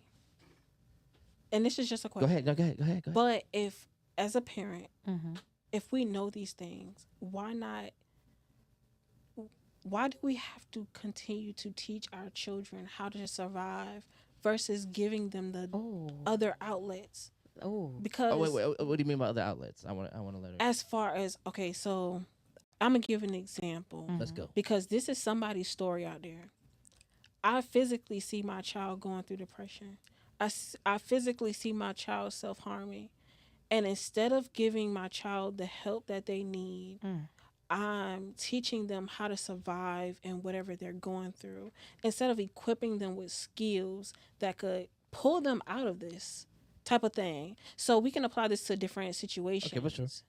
So it's like, Well, there's two things. Why that do we happen. have to keep teaching survival? Yes, we need to survive in some situations because I that's can not speak always a on bad that. thing. I Go can ahead. speak on that. Go ahead. Go As ahead. a divorcee who has a child who is depressed, who's recognizing depression traits in their child. And I know a majority of it comes from he yearns for something it's on the phone. He can FaceTime it. He can't touch it. Yeah. So instead of me doing the Lord forgive me, because I love my parents, but instead of me doing a pray about it thing, I'm like, hey, get your ass up. We're going to go talk to A, B, C, D, F, G. Let's talk about this. And as a Christian, And that's what I can love about my say, son. He's so open you can't with me. always say pray about it, because the realistic aspect of it is prayer. Faith without works is dead. Baby, you got to put the work in. I don't care if you're a Christian or not. You still have to put the work in. And some people don't look at therapy as a good source. God equipped them with the knowledge to help. Please. So when it comes to that trauma, when it comes to that depression, stop telling people just pray about it. No. I told you. I did not seek therapy until I was 27. Have not been back since. And I sought therapy through the military. And it was not a welcoming experience for those who know. And I always say, hey, I'm going to fix this shit within my household before it gets outside my house. Because I'm fucked up. I'm off my goddamn rocker. And I know my kids have the capability of also being off their tiny rockers. So before I got 3 little fucking rocking chairs across my living room, let's gather everybody up and be like, hey, A, B, C, D, E, F, and G, let's get this shit together. Because I tell people all that I take pride in being a mom. Being a mom is the only thing that I've ever done and felt fully accomplished. Like, I might not know shit else about my life, but I know I'm a good mom. Yeah. And I'm like, girl, I'm a good mom. You know how I know that? My kids love me. You know how I know my kids love me? Not only do they tell me, they show it. I feel it. Feeling a love from a child is a different kind of love. You can't feel it from a spouse. You can't feel it from a friend. But a love from a kid, oh, girl, I can't feel it. Hurry up, girl. Please hurry up so I can plan your baby shower. Come on. We friends now. Yeah, but I feel like my standpoint is we shouldn't always just teach survival because there's other avenues. Absolutely. That's love. Like, There's don't get love. me wrong. Some listen. Everybody needs some survival skills now because some people just be walking blind and a lot of stuff. But I feel like that shouldn't be the only thing we teach. Okay.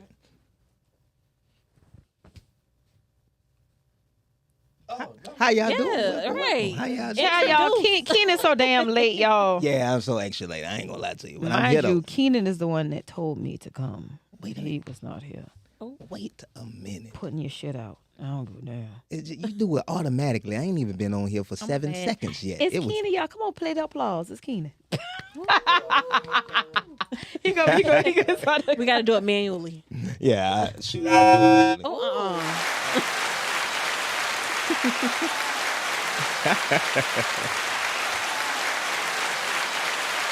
All right, now ain't that much damn people in for that much clap. Now turn the clap off. It's okay. It's okay, people. Hold it down. Hold it down. I'm here for it.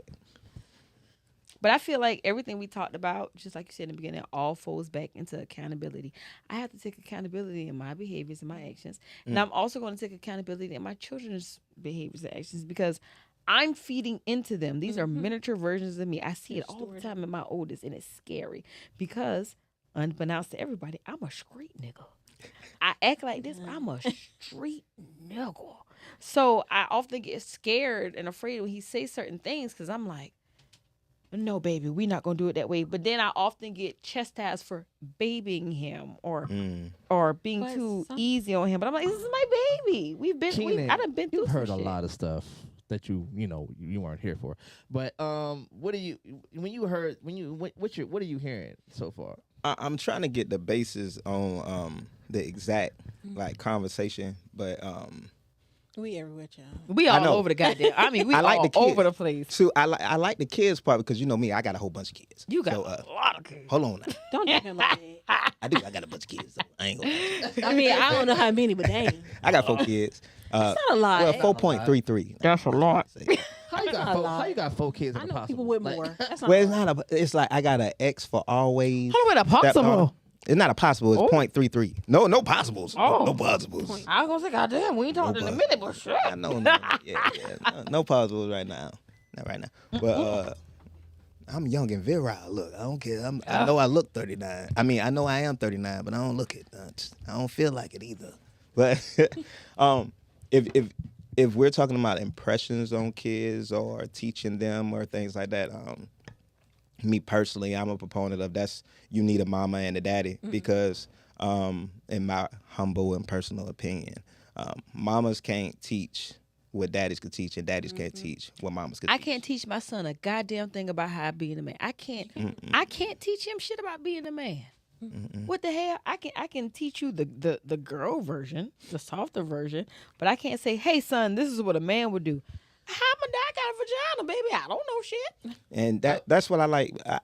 I rather women realize that they can teach their sons what they want a man to be to them, what they think that would be. That's pretty much. And same thing on my side. I could teach my daughters what I think a good woman is or whatever it is, but I ain't gonna be able to teach them exactly how it In my is. opinion, I think the mother and father provides both sides to both the son and daughter because in my opinion, yes, I can teach my daughter how to be a woman, but and I can teach her what I think a man should be, but that's where the father comes in. Correct. If he's being the man that he should be and the example, both of your children are going to see that. Correct. So, like, oh, my daddy this was the type of man he was. You know what I'm saying? Being a boy mom, I feel like I can't teach my sons what a good woman is because I might be a good woman to my current situation. I might have been a fucked up one to my last one. And they got to see But it. they'll still see it. Which Yeah, I was. look. My bad player. I ain't mean to do all that. See- no, and I think that's true. Like, I think, like, that's part of, I guess, the unpacking of, what you can call trauma, or just there's a level of honesty. Like, my children have seen me in different relationships. My children have not seen me in my best at all. And they're, but also that as they're trying to figure out who they are, I'm this example. I'm the closest thing, and I'm the one that they trust. You know what I'm saying? And sometimes, we want our kids to, find the light in our behavior and go, oh, this is what I meant to do. Almost like the spirit of our intentions rather than how it came out. And then forgive us for that. And I know that your kid became who you were with some upgrades. And so when you see your son and he's running around with these females doing this, that, and the third, my man, that's you. You know what I'm saying? When you see your daughter out here and she has no respect for anybody or whatever that problem is, then you go, I don't know where she got that from.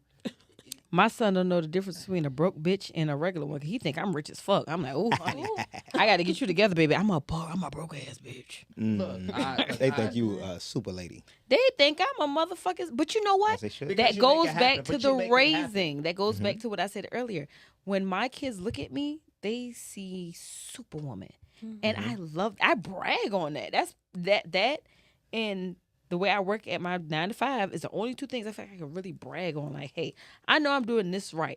Everything else, I'm on the fence about that shit. But raising my kids and going to work, I know I'm doing that shit right. That's the main thing that matter anyway. I mean, but here's the thing about that is when love does a lot of things, and love covers some of your shortcomings. And then sometimes I know I love my mother and I love my father, and there's some things that they didn't do I thought they should have did. There's some things that they did do that I thought they didn't do, that all that other stuff. But I love them, and I also like our parents live in some of our grace as our kids. We will live in some of our kids' grace. Like our kids will, overlook our shortcomings in order to keep loving us. And just because they haven't said, Hopefully. you know what I'm saying? Just because They haven't, will though. just because they haven't said anything doesn't mean they ain't seen it. You're right. You know what I'm saying? Like, you know Mhm. what they say, you know, everything that's slick ain't, everything that's slide ain't slick. So My because kid- I slit you slide, don't make you slick. My kid took me to school for show and tell. And and my kid stood up there at the board and said, "My mommy's famous." And I said, "Well, son, what makes you say that?" "My mommy's all over the internet, and she took her wig and she did like this, and everybody loved it." And I'm standing there like, "Hi," but in his defense, the teacher knew who I was. Yeah. The principal knew who I was. All the other moms and dads who were there knew who I was. So I was like, "Well, damn, maybe I am doing a little something." All right, right. But that's a dope thing. And that, I think, that just happened to be the day I was in the gym and somebody was like, "Oh, you're that dude with that podcast." It was in the middle of the night. And out of nowhere that happened. And it was humbling. Like, it really felt good. Like, you know, you're doing something. You leave a little something on this world that, you know, you want to do a little something. But back to the idea of traumas, and I think this is what I was trying to say, like, we've done this thing where we've turned our past into this dumping ground of all of our bad decision making skills. It's no longer me, it's the trauma that I've experienced. And one day your kid, I would hate for my kids to grow up and talk about me the way we talk about our parents and our grandparents. Whoa. Like, we make our grandparents and our parents sound like they were just They gonna say something bad rapists, about me. murderers. Who? Because let Listen. me tell you something. And I I ain't hope my big mama. fan. I hope my mama watching this. When I speak on my grandparents on both sides, and I brag, my grandparents have been married since my grandma was like 16. They died together. Mm. My grandpa died when I was in Alaska. I was maybe like 22.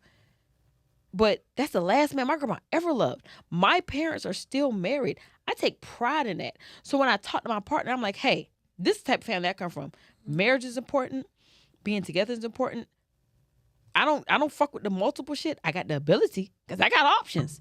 But I want you because this is all I know. I only know one. And I don't know nothing about 50-50 or you pay this, I pay. I know about, hey, we together. Mhm. That's it. What need to get done? That's it. Whatever need to get done, go get done. Mhm. We ain't got to question it. Just know you short, I got you. Mhm. So I mean, that's the old school ethic, right? But we got to be honest about what we're seeing in the world, and it's beautiful. And I want to, give love to your family, but we see the world, and when we see the world, But that goes back to the social media. They're blinded by Yeah. what the fuck they see on social media. And you Yeah, have to, at some okay. point, you have to make the conscious decision. Like I said earlier, you're dating me. You're married to me. We are not married to the world. There we go. We can't always look at what the world do because Because it's us. the Correct. world does not make choices about our finances. Mhm. The world does not make choices about how we want to raise our kids, how we want to maneuver. If we want to build businesses, they do not make the choices for us. We do. Correct. And if you are not having those conversations, for one, if you're not having those conversations about what your household should look like, I feel like you're missing at least one of the marks because you're not communicating. You're not communicating. It's real crazy because first off, I'm always gonna take it back to it. It's systemic. They made it like that. They perpetuated a dream of individuality, separation of home. Then they got the black men taken out of the homes, and then they incentivize it with welfare and different type of stuff. Then they incentivize a movement of being independent, and nothing wrong with it, but being independent and being aside from a woman. No. There's something wrong with it. That hyper independent shit. Hyper independence. There's something wrong with it.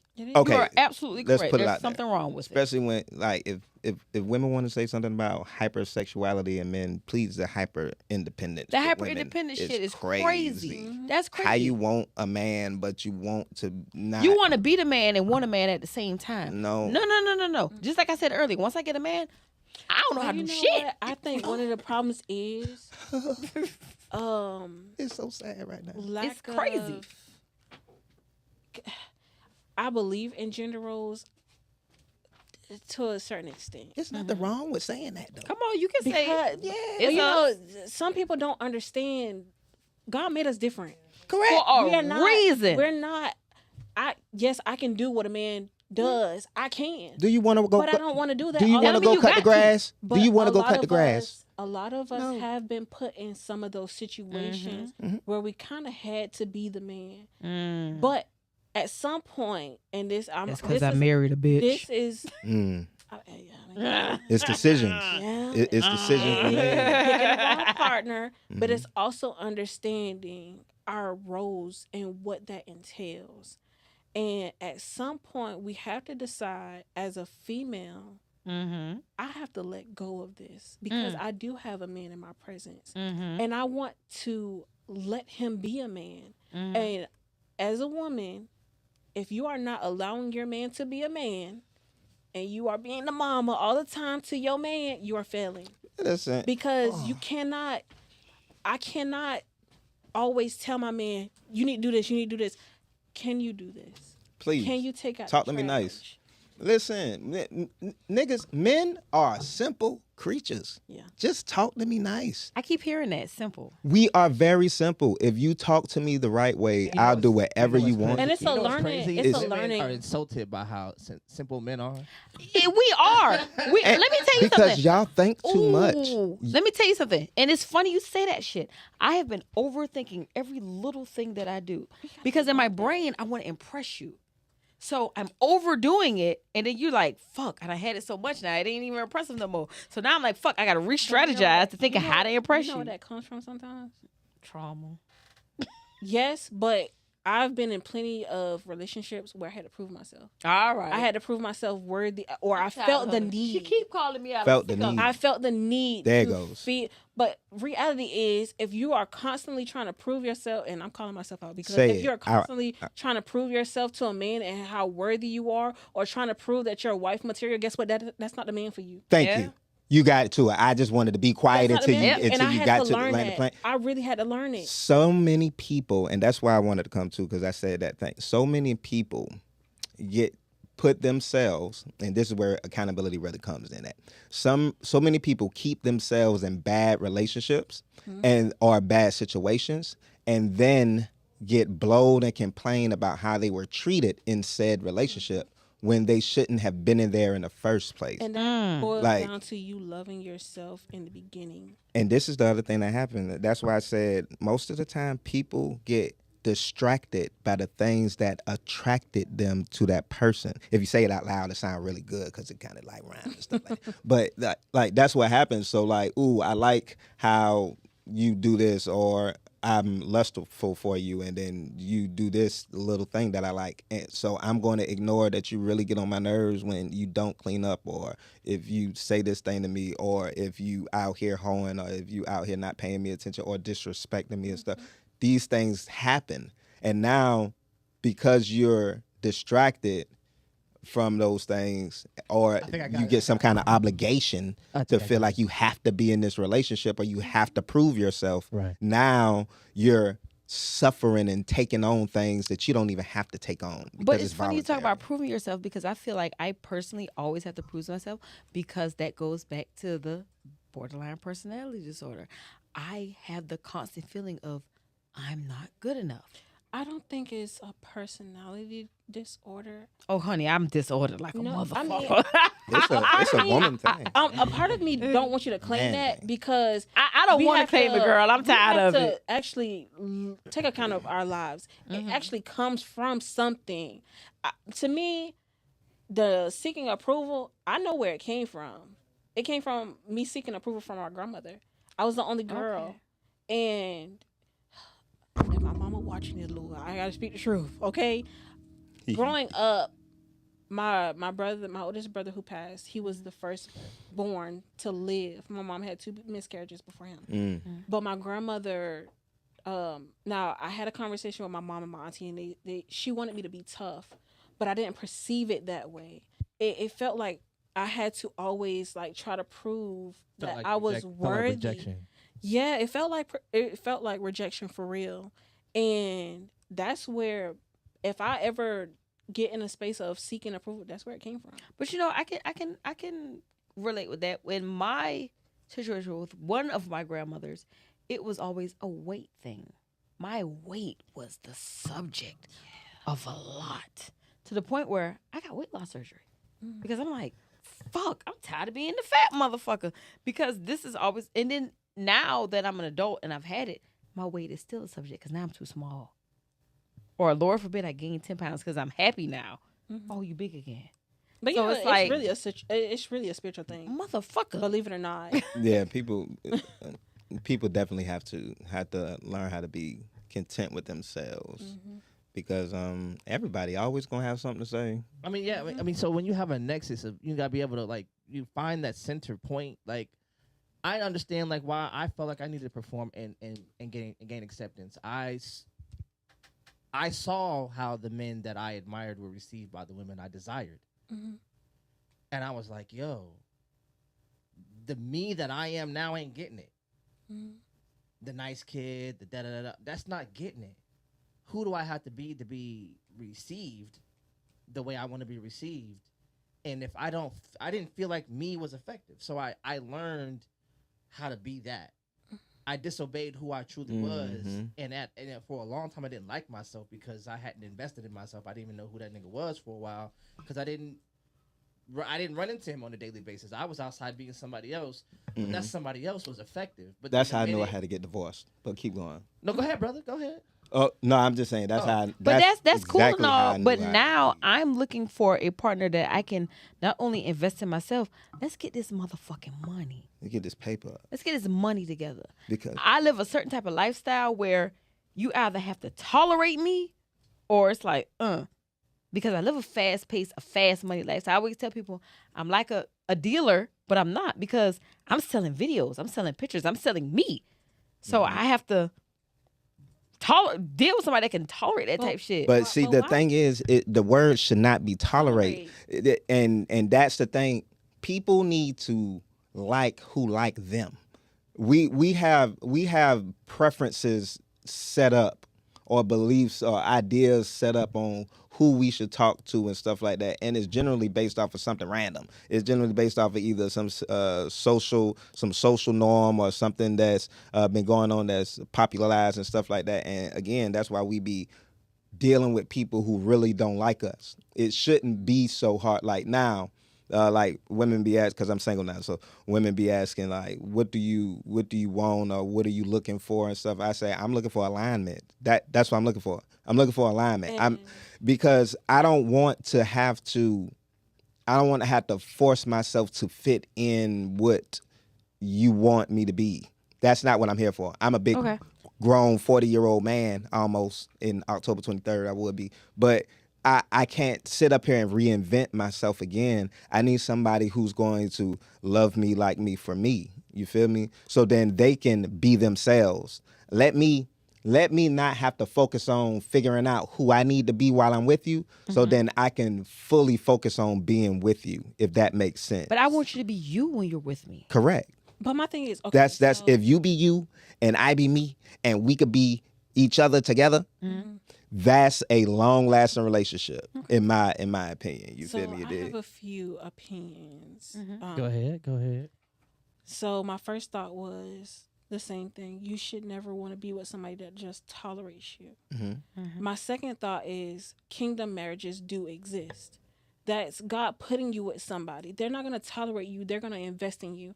And I'm going to back it up with some scripture, and it's in the Bible. I don't know exactly where. Come on now. But it does say that it implies that the man loves his wife as Jesus loved the church. It's so much deeper, but if we're going to keep it surface that's in level. Psalms 31, I think. Proverbs 31, I think. We keep going. But I can look at that. it's your partner. I look at it from both angles. Your partner is investing in you. God sent you somebody that will love you, that will invest in you. We can grow together. It don't matter what season you in. If you in summer, I'm in winter. We're still working this thing out, and we're still building together. But that tolerating thing, But it's crazy. And I hear my partner often say that, like, it's a ready thing. Like, I'm not ready for this. I'm not ready for that. I don't have this together. I don't have. You don't have to have this together. you know, I that's got it together, and Society society did that. Baby, you don't have to have it all together. I got it together, so we can have it together. You And short I'm on this, gonna tie that- I'm good on that. I'm gonna tie that with marriage You know, because a lot of men don't be ready. Child, let's go ahead and get married. I know you're watching But this, baby. I'm gonna say this. Scripture says, "He who finds a wife finds a good thing," but we're not going to stop there. It says that he obtains favor. And I tell men, sometimes certain doors will not open for you because you have not taken those necessary Come on now. steps. Come It on is now. not always about financial, because we can get money together. And I'm going to be honest with you, as a woman, my husband is a provider, but guess what? I'm a provider too, because I don't solely depend on your money. That's not what I'm looking at. We can get money together, but I'm not depending on your money. I'm depending on you as a whole. Yeah, that's. I need you whole. I need them whole. I need you spiritually, I do spiritually, depend. physically, sexually heavy on that, because I'm one of those people. If you can't bring that, I'm working on that, but I'm glad thank you, Lord, for putting in this situation where I don't have to work on that. But for me, that was a big thing. If I can't get everything I need from you, including sexually, I'm out of here. That's the point, though. I believe that's the point. But like, in regards to what's being said, like, it's hard to be in a relationship is to be vulnerable, to be without ego and pride with that person. That take a lot. It takes a lot. You feel me? but For that goes back to every maturity. individual, and first it takes a lot for every individual, especially if you bout something that got some motion. But then also when you tie in a man, then when you tie in a black man, then when you tie in what we supposed to be, and then when you tie in what you've been through and how hard it is for a man to really be vulnerable, like that's a lot. But it goes back to me telling her, we as women have to create that space Correct. for the man to be, because if we understand that men are not brought up in that way to be emotional, to talk about their feelings, once we understand that, you have to make the conscious decision that if I create this safe space for my man to open up to me, I'm not going to throw it back in his face. Correct. And I don't want him to feel like I'm throwing it back in his face. We do have to kind of learn those skills to be logical too, because a lot of us women don't operate in a logical space to have those conversations. That's why I was saying earlier that I don't think a lot of people know how to love, because if you love somebody, you shouldn't want to hurt them. And in regards to understanding and knowing that, like, I'm speaking from a man's perspective, right? Understanding and knowing that if a man becomes vulnerable with you, tells you something that yo, most people don't know, whoop de whoop and all, then you throw it back at them. You're not doing what you need to do to like make that space for him to be safe and to be vulnerable with you again. Now he is going to retract himself and back off. I've never been a safe space before, but I am now one, and it's a different feeling. I'm like, oh, y'all do talk. Correct. Y'all do have emotion. Correct. Y'all do express things. Which is why a lot of women, I've heard women go, why are you closer to your boys than you are to me? Because of that space. Like, For the first time, I ain't got to say that shit, because I know the shit that he's telling me. He ain't telling them niggas. right. So I'm like, but what happens is like, so like, you know, like I've been a soldier, and I know there's been moments when you're in the trenches, like the actual ones, like when you're out in a war-torn environment, and you have some of the most deepest, introspective, honest conversations about yourself with somebody you may never see again, and you've just laid it all out. Then you know that person is willing to die for you the same way you're willing to die for them, because that's what the job calls for. And that turns into a lifelong bond. You know what I'm saying? I've seen people after 20 years and it's day one. You know what I'm saying? Because not only did we have that threat over both of us, but we also had that connection that came between us. Like, you were honest with me when you didn't have to be. You were honest about yourself when you didn't have to be. You know what I'm saying? We could all just, stay professional and do whatever, but we became human beings to each other. And I think women don't understand that protection and provision is a vulnerable activity for a man, because I'm making my finances open to you. I'm making my because I only got one life. So if I marshal my life in the defense of yours, that's it. It's over. That's a very vulnerable thing. It's a scary thing to stand in front of somebody with the only thing you can't take back. Man, listen, getting married as a man is vulnerable. Forget what you heard. Because soon as I sign that dotted line, any asset that we get after that, you are officially half of it. Whether But you did it. that's the same for a woman though. Well, now it is. But it now that's period. Because again, I say I married somebody that ain't got shit. And here I am with shit. So now when we go to split the shit, motherfucker, why you trying to take my shit? You ain't got shit, bitch. Nah, because Leave with them you- two right. pair of drawers you had. You Right. want them turn? Now hold up. You have them every other weekend. That about it. Go about your business. Mm-hmm. I want them things. So as a as a single parent, like I hear you, but also like that's part of the thing. Like what he's talking about, there's a risk because now I have mitigated access to something that I have half, like, right? So if this is half my child and I have 4 days a month, I am not one of those baby mamas. Come get them every day. See, that's again Every day. systematic. You want them? Come get them. It's systematic. Correct. I am not one of those baby mamas. And one thing, I hate calling him my baby daddy because that's my ex-husband. But my baby daddy, we will never argue about. You want these kids Monday you'll through be next amazed what I Monday? call mine. Come get them. Listen, You fucked up on child support this month? You can pay it. I'll give you that shit back. And I've done it. You done paid that little, I ain't gonna say the amount, but you've paid that them figures because they high. Because it was ex-military. I get it back to you, my nigga. Because I know you fucked up. I got you. Because at the end of the day, that still has to be my partner. That goes back to the partnership. That still has to be my partner. We might not be in love partners, but we are co-parents. I ain't not a goddamn partner. this is wild. I be telling people, hey, if you got kids with somebody and you're not with that person, regardless of what you say or think, you still poly. I don't care what you We're still poly. Because you have to have a relationship with them for the rest of your That's life. still a relationship. I have not spoke to the father of my children now in months because he's a not a good one. bitch. He's a bitch ass nigga. But soon as we do speak again, because it usually just falls like old friends, like that shit never goes off. Crazy work. I have to tell him, it is, right? hey, That's crazy. I have a new partner. It's a crazy concept. These are my expectations of my partner. You ain't got shit to say my partner. My partner could fuck you up. But this is my partner. This is what I'm doing. And I'm respectful of his partner. I tell him all the time, I pray you get a lovely young lady that you could be with for the rest of your life. Because I have to also co-parent with her because it's poly. Correct. And that's the thing. Like, Y'all are madness. I hate. But it's real shit, though. It's real shit. It's real shit. When you are in a healthy co-parenting relationship. I'll never be in one of those. I'm so I'm sad. sorry.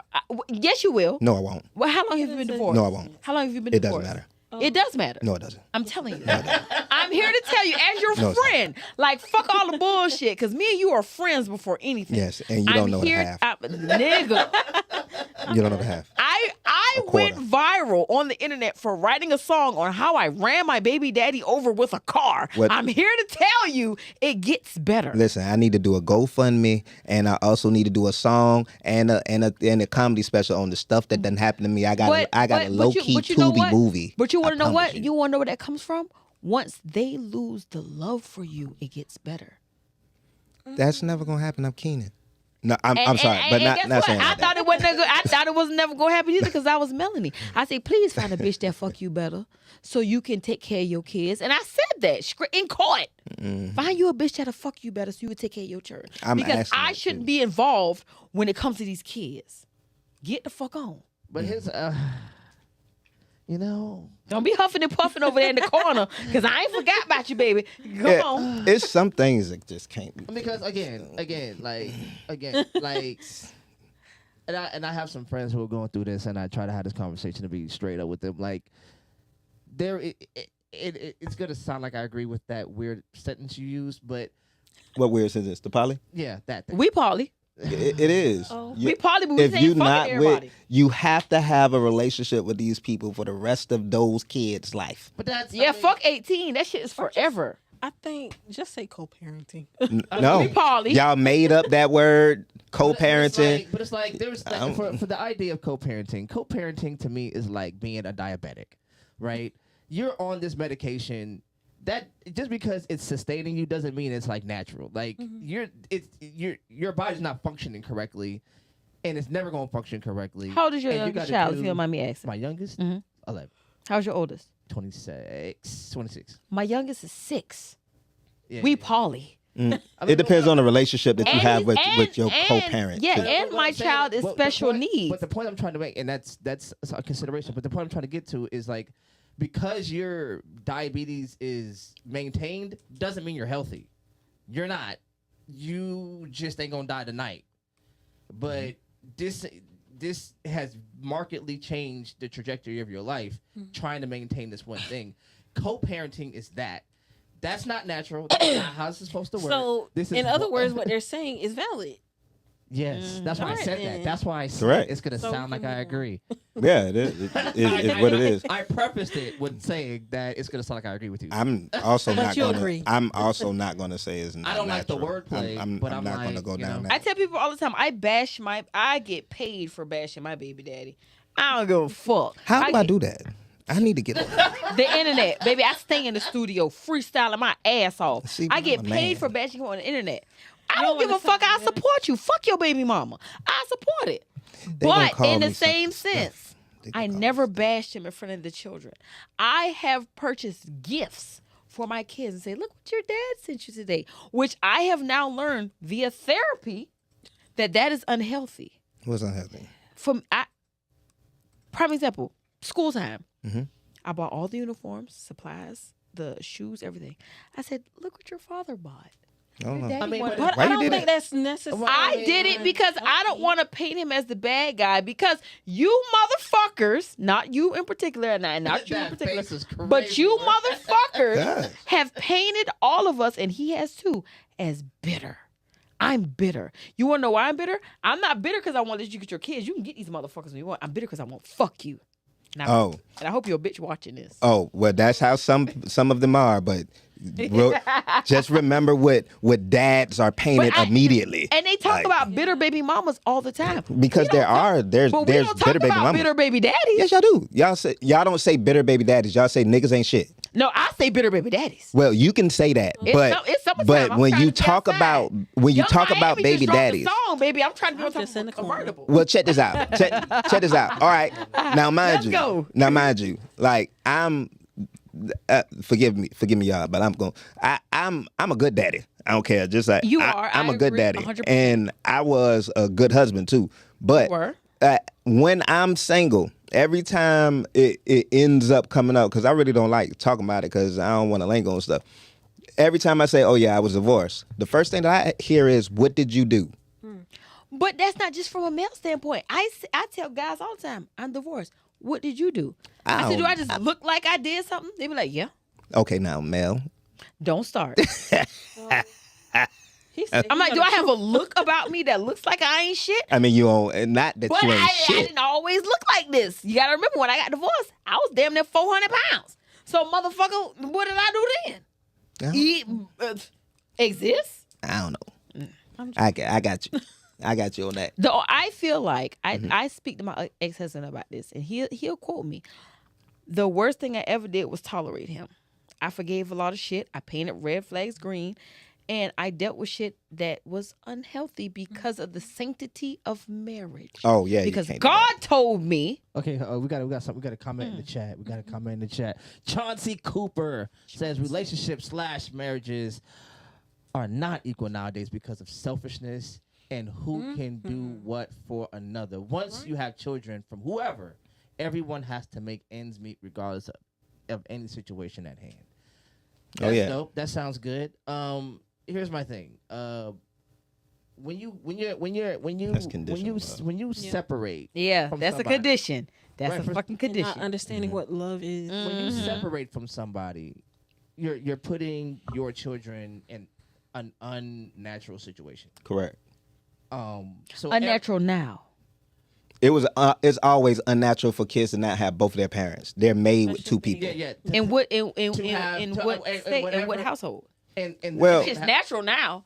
No. You can go to the doctor and goddamn make a child by yourself. Well, That's That's now. natural. Well, there's a difference between normalized and natural. Yeah. Okay. Oh, there you go. All right, there we Okay, go. there There we we go. go. He took it out. Yeah. We've normalized a lot of stuff that ain't natural, and then Correct. you try to like put a lot of stuff around it to try to make it work. Mm-hmm. We try to create all these institutions and all these programs to try to make the unnatural work, and it don't work. Right. Correct. So when we see these children and we see how they're coming up and we see the effects on these children, whatever you thought, like this whole idea of co-parenting doesn't work. Sorry. The math don't math. You can everybody can have their personal situation and know that one off but no. I don't, numbers don't lie. Period. They don't lie to nobody. And our children. Hey, lady. All right, we'll go Oh, ahead. I'm sorry. No, I was saying, hey, lady, the chat. Keep going. I'm Oh. sorry. Co-parenting. Oh, you Tia, ever fuck co-parenting? You ever tried to co-parent with an ex that wasn't biologically the child's parent? That shit hard. That's a amazing person who could do some shit like that. Went Just through know. that, and I publicly speak on it. So I always tell people, my kids have a biological father, and they got their dad. Their dad is somebody completely different than their biological father. And once we separated, I had to co-parent with this thing. Fucking psychopath. Loved him for the role that he played. Psychopath. But now I'm in a state where, hey, I want to date. I don't want to rip you apart from these kids, but you've already ripped yourself, so that made the bandage easier. But had he not, I would have had to deal with hey, this ain't really my turn daddy, but he gonna be around. You gotta accept that. So I'm so glad he's exited stage left, because that was tough, because there was a time where he was really active and I had to be like, hey, this is my kid's daddy.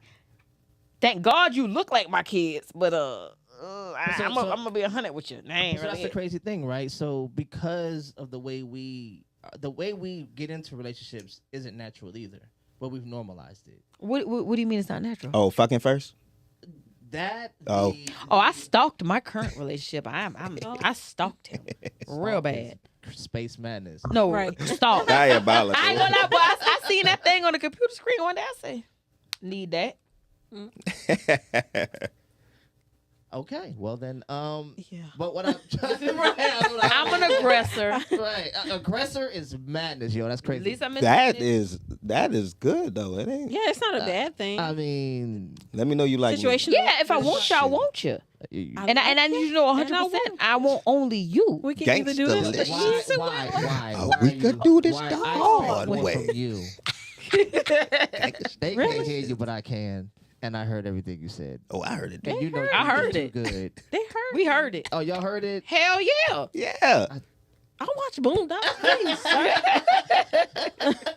But no, so what I'm trying to say is to get to the point is that, we've normalized a lot of things. A lot of these kids and a lot of the stuff that they're dealing with is that their bodies, your systems are not set up to handle what we put on them.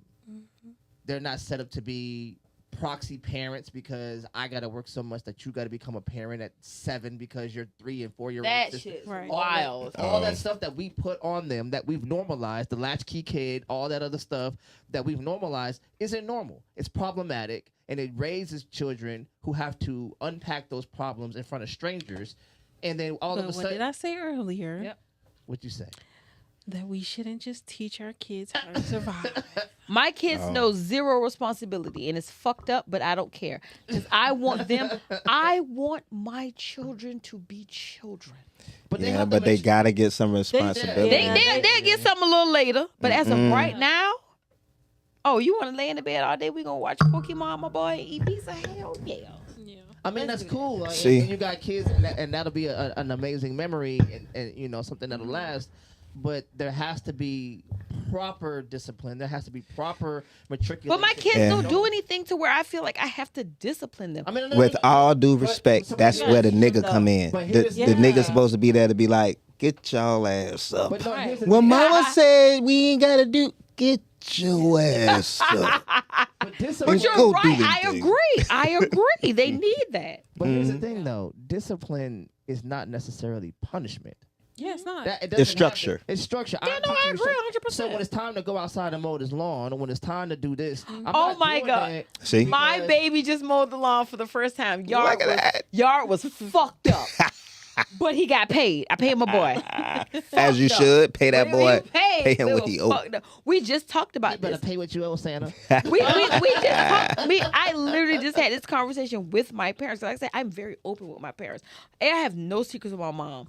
Might have did in the past, but now none. And I told her, I was like, girl, I'm gonna buy him a lawnmower and an edger because I'm not paying this motherfucker outside my house. I got 2 boys. It's no reason. That's the whole purpose of having kids. That I was the remote when I was little. What do you mean? But then at the same time being a remote, I'm also having to learn that, and it's going to tie back in a relationship. I got somebody now. I don't have to do this because I've been finding him getting upset because I've been taking on, I guess, shit I'm not supposed to do. But in my brain, I'm like, I'm Miss Hyper Independent. But that goes back to what we were saying earlier. Allowing a man to be a man. Because Yep. if you are not allowing him, men want to be wanted. Yes. They want to be Talk to wanted. me right. No. Girl. I'm gonna do you better. I'm gonna do you better. And again, that's desire. I need to be needed. I need to be structurally integral to how this functions. I Like, call- if I- Go like- hand in hand. I'm going. like if I'm going to I- make myself needed. Like I if- want to be wanted though. Yeah. I don't want to be Listen, needed. It was a wasp nest in front of my door. I talked Right. about this shit on TikTok. The shit attacked me. He was so pissed with me. And I'm like, why are you mad? He was like, because I told you to remind me. I'm like, remind you of what? To take it down so you would be good. And I'm like, Because now you unsafe. oh. Now That you unsafe. motherfucker came 8 a.m. fighting the bugs. And I was like, you fight them bugs, daddy. Let, You want and- some pussy later? I got you. as you should. That's exactly how we should be. Let me comment on that part because I do have a contrasting outlook. Right? Go ahead. It's because I don't want to be needed. I'm going to make myself. I want to make myself that valuable. Right? But I still don't want you to want me just because you need me. Because then whenever you see somebody or find somebody or feel as if you don't need me no more, that to me that's conditional. You feel me? And you either gonna find another nigga who you believe that's gonna do something better, easier, something like that, or some nigga might try to scoop in and say that they can provide that need better than you, and then she get a work husband, and then all of a sudden now I'm looking crazy. But it's funny you say that because I just had this talk the other day. I was on live about constantly being told your shit is too together. I'm like, well, goddamn. So then I started posting on Facebook. Well, shit, I guess I wasn't bummy enough for this motherfucker. And then the whole time in my brain, I'm thinking your shit too together. It's because you got this and this. It's that hyper independent shit. Bitch, tell this nigga to take the trash out. Tell this nigga when you got a flat tire. I'm out Right. here changing tires. I got a grown ass man come change it. That's the easy part right there. Like you don't even have to take it. Now this is counterintuitive to what I was saying. Now this is what it does feel good to be needed. Hey, did you just call me and tell me that you just changed your tire? I'm gonna chop you in your throat when I see you because you did not tell me to come change your tire. I'm here. That's the part where I do want to be felt as I'm needed right there. Like I could come get you. Don't sit up there and change your tire. You done messed up your hands and nails. You might start complaining about that. I want to hear that stuff. It's your fault because you changed your own tire. So next time, call. So maybe I'm different because like, and it's a shout out to everybody's situation. But I have like a really high functioning mother. My mother retired really like at the top of her career, Was she a single mother? and she was. Mm. But I mean, that's a but lot. Yeah. but my father was not there. Like you know what I'm saying. Like so I don't have that. I don't know who my daddy is, or we don't have some working relationship. Like I know exactly who this man is. Their relationship, died in their 20s, and they remain, very, my father remained very active in my life. So I don't have that necessarily, but my attraction to a woman is the attraction to her competence. I don't want to be with somebody who the minute I walk in the door, you become an invalid. Like, so, so when you need me, and this is what I teach my kids: when you need me is because it's a need. Don't budget me into your inability because So- you cripple yourself at my capability. So like if you're on the side of the road and it's 9 o'clock at night and you're 3 hours away, if you can get out there and change that tire and get on the road instead of waiting for me to drive Fuck that, I'm get my calling shit you. together I'm calling you. and then drive 3 hours out to get you, because what a queen is, just like what a queen is, because everybody wants to be a queen, everybody's a king and all this empire building. A queen is capable. We are. A queen is completely capable And I when a king is absent. Now wait a minute. You know I what I'm saying? understand that, but this goes back to the argument I had with my ex. Okay. Because you had this hyper independent, strong black mother that you watch struggle and do everything. I Bitch, don't you. know. I didn't say I'm not talking about your mom. I'm Okay, go just, ahead. no, Oh, you're no. talking I'm about just your saying in situation. general. Okay, go ahead. Because you had this strong, independent black mother that did everything herself. You expected me to be that? Nigga, please. I'm not doing that. And I often say that. I say it to him all the time. I said, I'm such a good mother that you let me mother by myself. Thank you, bitch. I say that all the time. No, I'm not your mama, nigga. You gonna come over here and you gonna fucking do this. I don't give a fuck if I'm 6 hours away. I ain't touching this tire. I got a nigga now. That and that's my mind frame. And because of the type of father that I grew up with, let me change the tire and I'm fucking a grown man. Oh, it's over with. My daddy would tell me quick. I had a flat tire once before, and I had to call my dad to come and change it. My daddy said, give me your phone.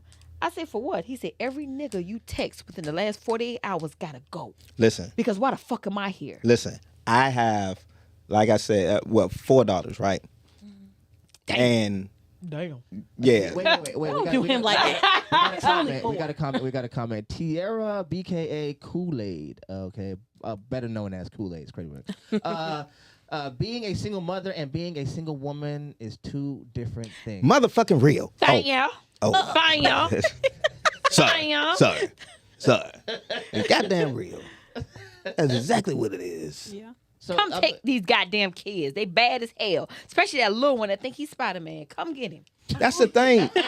Do you know how crazy it is to have somebody who don't want to let you get your kids unless it's benefiting them? And that's where the disconnect is with me with a lot of men. Because I'm the type of children's mother. Come get your motherfucking kids. I'm sending you updates. You want the kids for the summer? I'm not going to be nasty and be like, oh, bitch, go buy the kids. But go buy the clothes. Here you go. I'm sending this man bread. Take them here.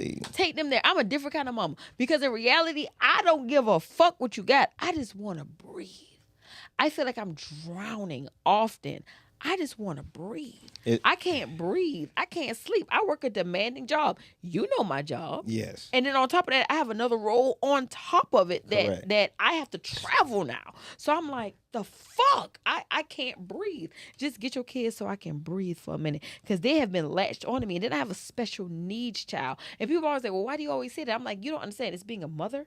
It's being a special needs mother. Because yes, this child may need me, but this one needs me. I've been changing diapers for fucking almost 10 years because I have a special needs child. So nigga, you need to understand that this is what this is like, because you have no idea. If I leave him with his kids right now, that bitch wouldn't know nothing. Well, see, like, and that's to me again, that's back to that how they set it up.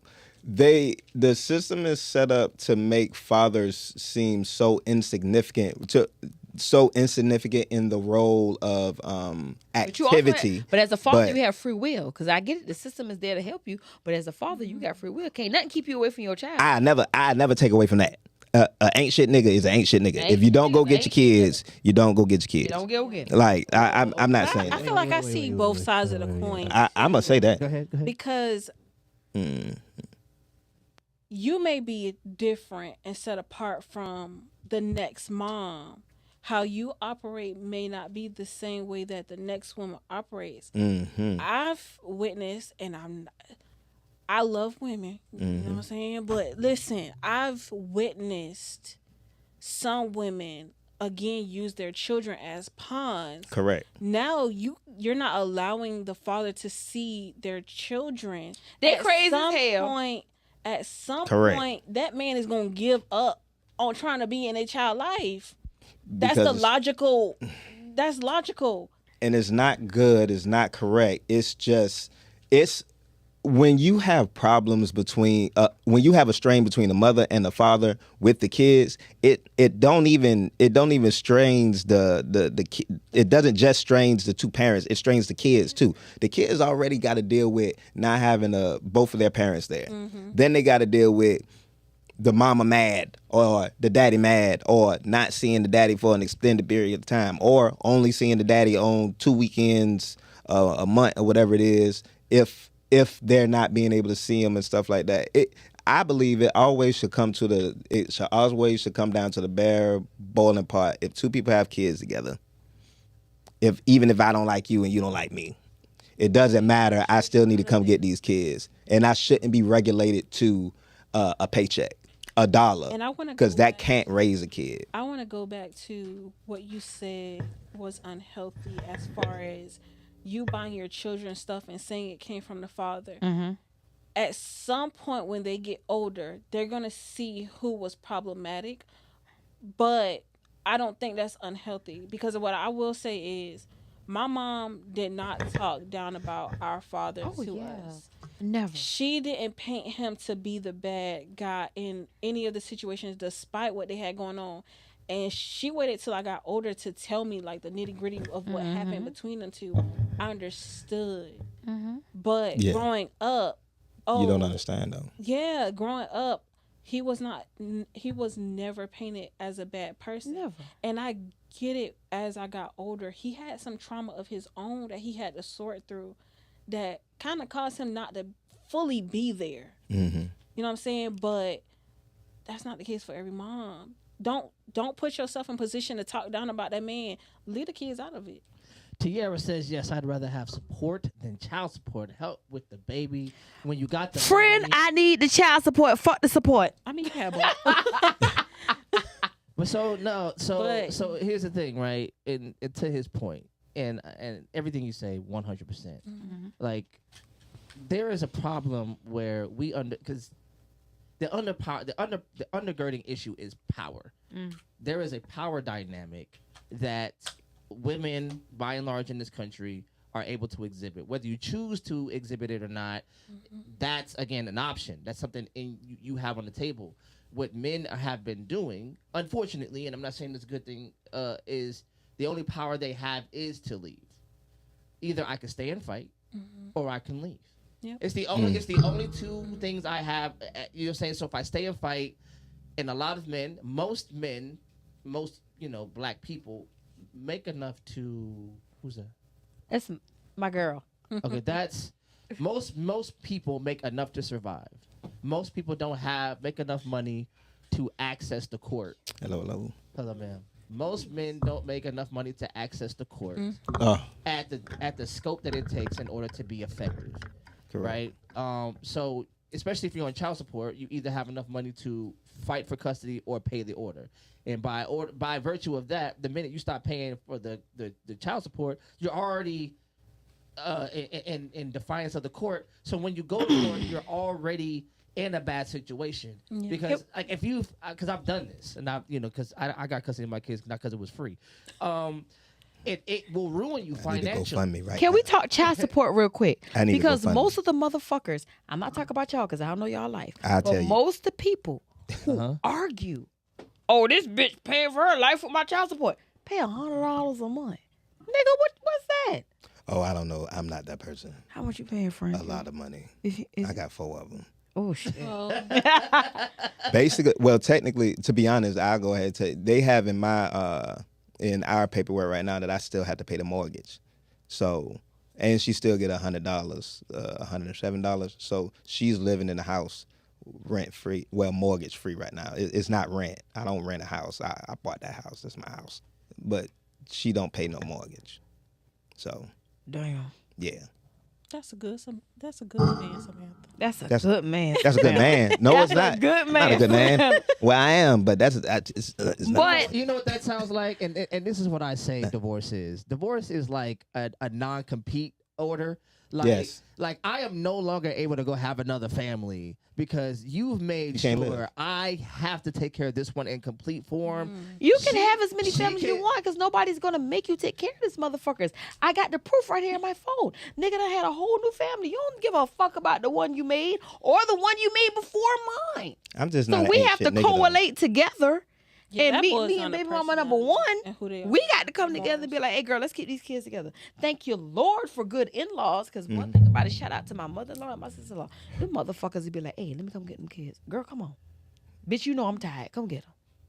Especially Spider-Man. Come get Spider-Man. Man, it's crazy. Yeah, no, I understand though that y'all crazy. Child support ain't no joke. Matter of fact, I could tell y'all so many stories. I told you I got a Tubi movie. I done been on Tubi. Let's go story for story. Come on, hit me. I got 4 kids that came out of me, right? Not came out of me, but I You'll pull I out mean, that they came out we- and they traveled down to. Yeah. Kinda. Oh, Okay. I only got one baby mama, so my pullout game So was you- my pullout game was A1 before that, but then I But got it was that. very weak after. Come on. Of course, yeah. I went Alright. down in, but shit, I was in there. It was his garage. It was for where life. he parked. It was for life. Painting that shit all the time. But so I got 4 kids that I could be on child support for. I was paying for 8 kids at a time. So I was paying for 2 child support cases at the same time. And one of them was, and then after I figured it out because they was taking so much money. Because like I said, I got to pay for a mortgage. That's the legit one, right? Then she was also getting $264 out of my check weekly, too, at the same time. So I was so it was 2 orders. So it was 8 kids. That's crazy. And then after I found out, showed them the paperwork and got everything set up, they was like, "Oh well, you just gotta suck it up. Even though it was our fault, you can't get the money back. You gotta sue her." I found in Alaska. Alaska has the highest number in the United States. Run me my money, bitch. Oh shoot, that's That's up to $2,600 per head. Oh man. But I know the bitch don't make that. Niggas in a cardboard box for all I know. I don't give a fuck. But I want my money. And it's not, the money isn't a, and I don't, and this is what I often tell him. When you send me money, which he does sporadically, when it snow outside, he send me money. I say, shit, I'm about to go get my hair and nails done. You see what I'm saying? You always spending money on yourself. Yeah, nigga, because I done spent it on the churn. This my reimbursement, bitch. Mm-hmm. I understand that. This my reimbursement. Hoe ass nigga. Stop playing with me. But at the same time, the way I talk to him, I say, I still take the kids. Oh, your daddy sent you money for Target, you guys. Y'all want to go to Target? We can get popcorn and Roblox. And, oh, I just took my kid to to see Digital Circus, whatever the fuck that was. I spent $250. I lied.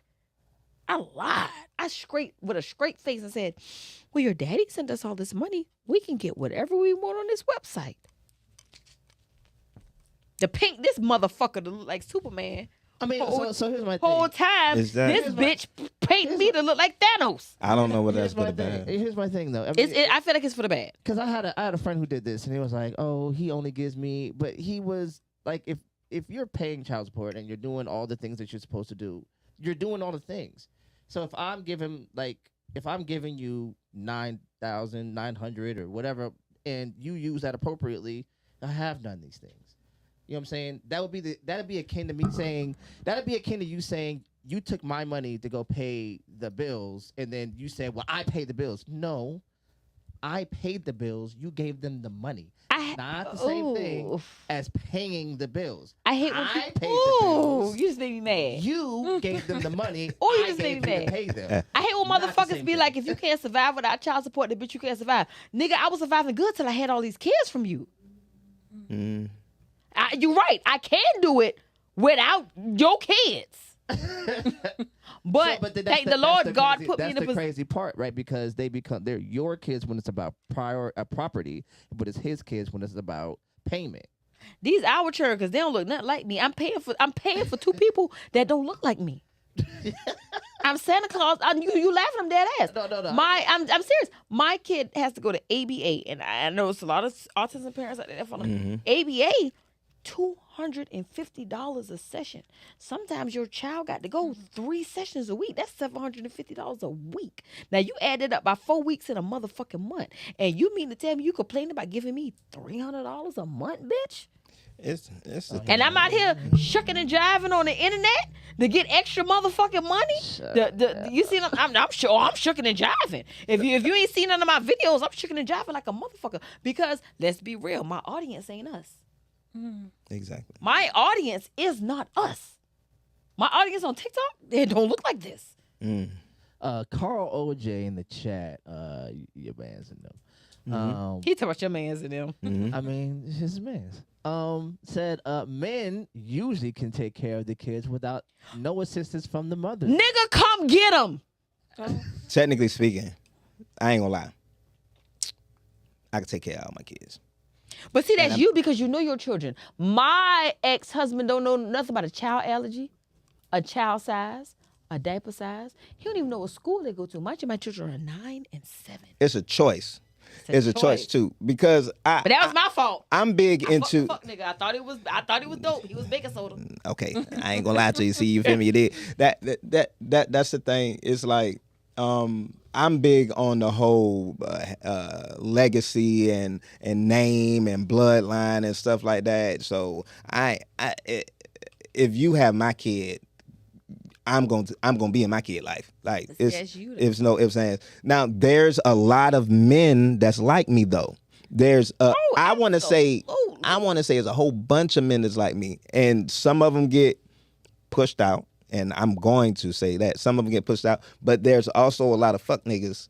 And this is my side note on why it's a bunch of fuck niggas that got baby mamas, is because women keep being attracted to the same bullshit and keep, how are you, this might not be none of y'all, but how are you the second or the third baby mama of an ain't shit baby daddy? Because we like drug dealers with lots of money. Exactly. So I don't be wanting to hear that shit sometimes. When it's be like, this nigga ain't shit. Well, you fucked that ain't shit nigga. He wasn't taking care of the pre-niggas. Thank you for bringing me a shit nigga. Thank you for bringing me that is shit. That's good. You feel me? Thank you, Lord. But because I couldn't have took another ain't shit one. Y'all would have had to put me to Georgia Regional. I ain't had time. And this is for all the women. If you fucking a nigga that's not taking care of his kids now, or has kids and you don't know nothing about the kids, and then you decide to fuck raw, it's your fault. But at the same time, there's niggas out there that pretend like the mother's the problem. I am painted as the problem. I am painted as a terrible baby mama. I am painted as I don't take care of my children. I don't allow him to see his children. If it has anything to do with his children, I'm always like, no, nigga. I had to get on the internet and go viral to be like, hey, come get these motherfuckers. I need to do the same thing. Because, I'm telling you, because she's trying to steal my kids now. I ain't trying to change the I literally wrote an entire song about how I filed my taxes and got his refund. Because you don't pay child support. And then people were like, oh my God, that's why I'm glad my baby mama, y'all got to be careful who y'all your kids from. But then I went in the comments and what I said was, imagine how in the rears you have to be in order for the government to take your money.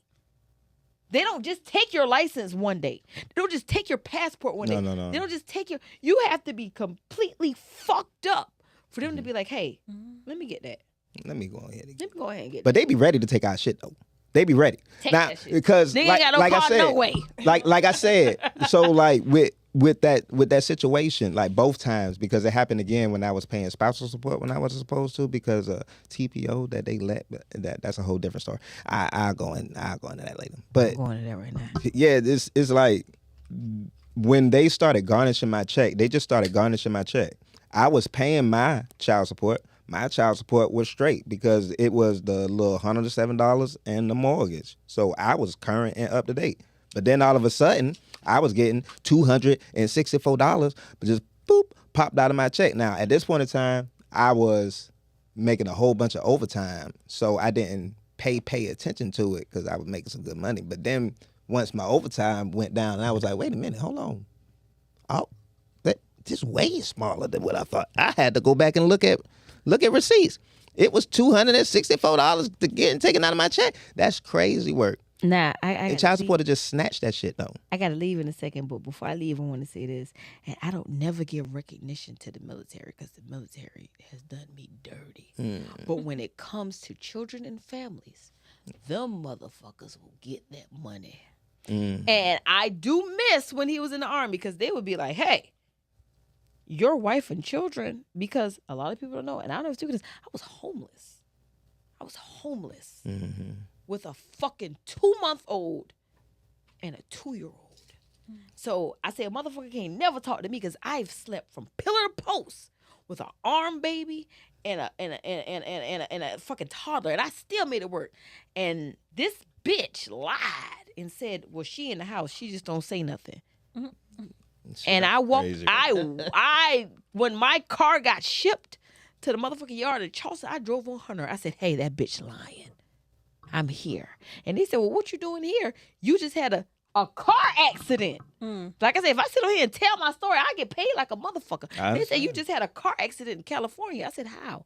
"I've been in Georgia 6 months sleeping on the floor at my mother's house. So you tell me how the fuck I was in California." That's when all of a sudden they were like, "Oh shit, let's give her some money to shut her the fuck up. And then we're going to put him out the army.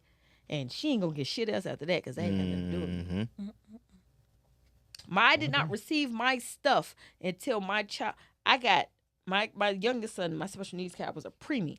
I got preemie diapers. My motherfucking child was already, I think at the time he was 4.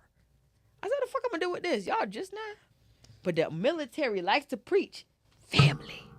Y'all don't give a fuck about family. Y'all give a fuck damn about. online. You don't gotta go no further. Oh. Bullshit. I can tell you that. I mean, I love my battles, and I love y'all. You know what I'm saying? Y'all know I love y'all to death, but hell no. The way they do veterans and stuff Yeah, like so, that, how hard it is for them to get their money and So, but man. but It is harder for a veteran to get a job than a fucking pedophile to walk in a schoolhouse. yeah, it is. And I hate that. But that's what we live in. Yes. So I want to close out the show because I know we've been in here for a minute. And We done been in here for a long time, friend. You weren't expecting this. Yeah, nah, we've been in here for a minute. He always on that bitch. No, this is the we done been in here a minute. Yeah, I've been here for a minute. Hey, yo, man, it has been fun. Thank you to my girl, man. First and foremost, Maya is in the building. Here he go with all these Yeah. people. I was a little quiet at the end. I gotta show love, man. I love doing this live Yeah. with the people, Listen, studio man, audience. man, thank you for your energy, man. It has been dope and fire as man. All right, now all that clapping. Y'all people, all these extra people I shot. And my boy, late to the gate, Keen in the building, man. It's been fun, man. We're gonna have to do this again. We gotta do this again. Hey, yo, if you liked anything you heard, if you didn't, like, share, subscribe, do all the stuff that the dope kids do. You can catch us on all the stuff. You know what I'm saying? We out there. Y'all take it easy, drive sober or get pulled over. We out here. Peace. Oh, can I have my can I have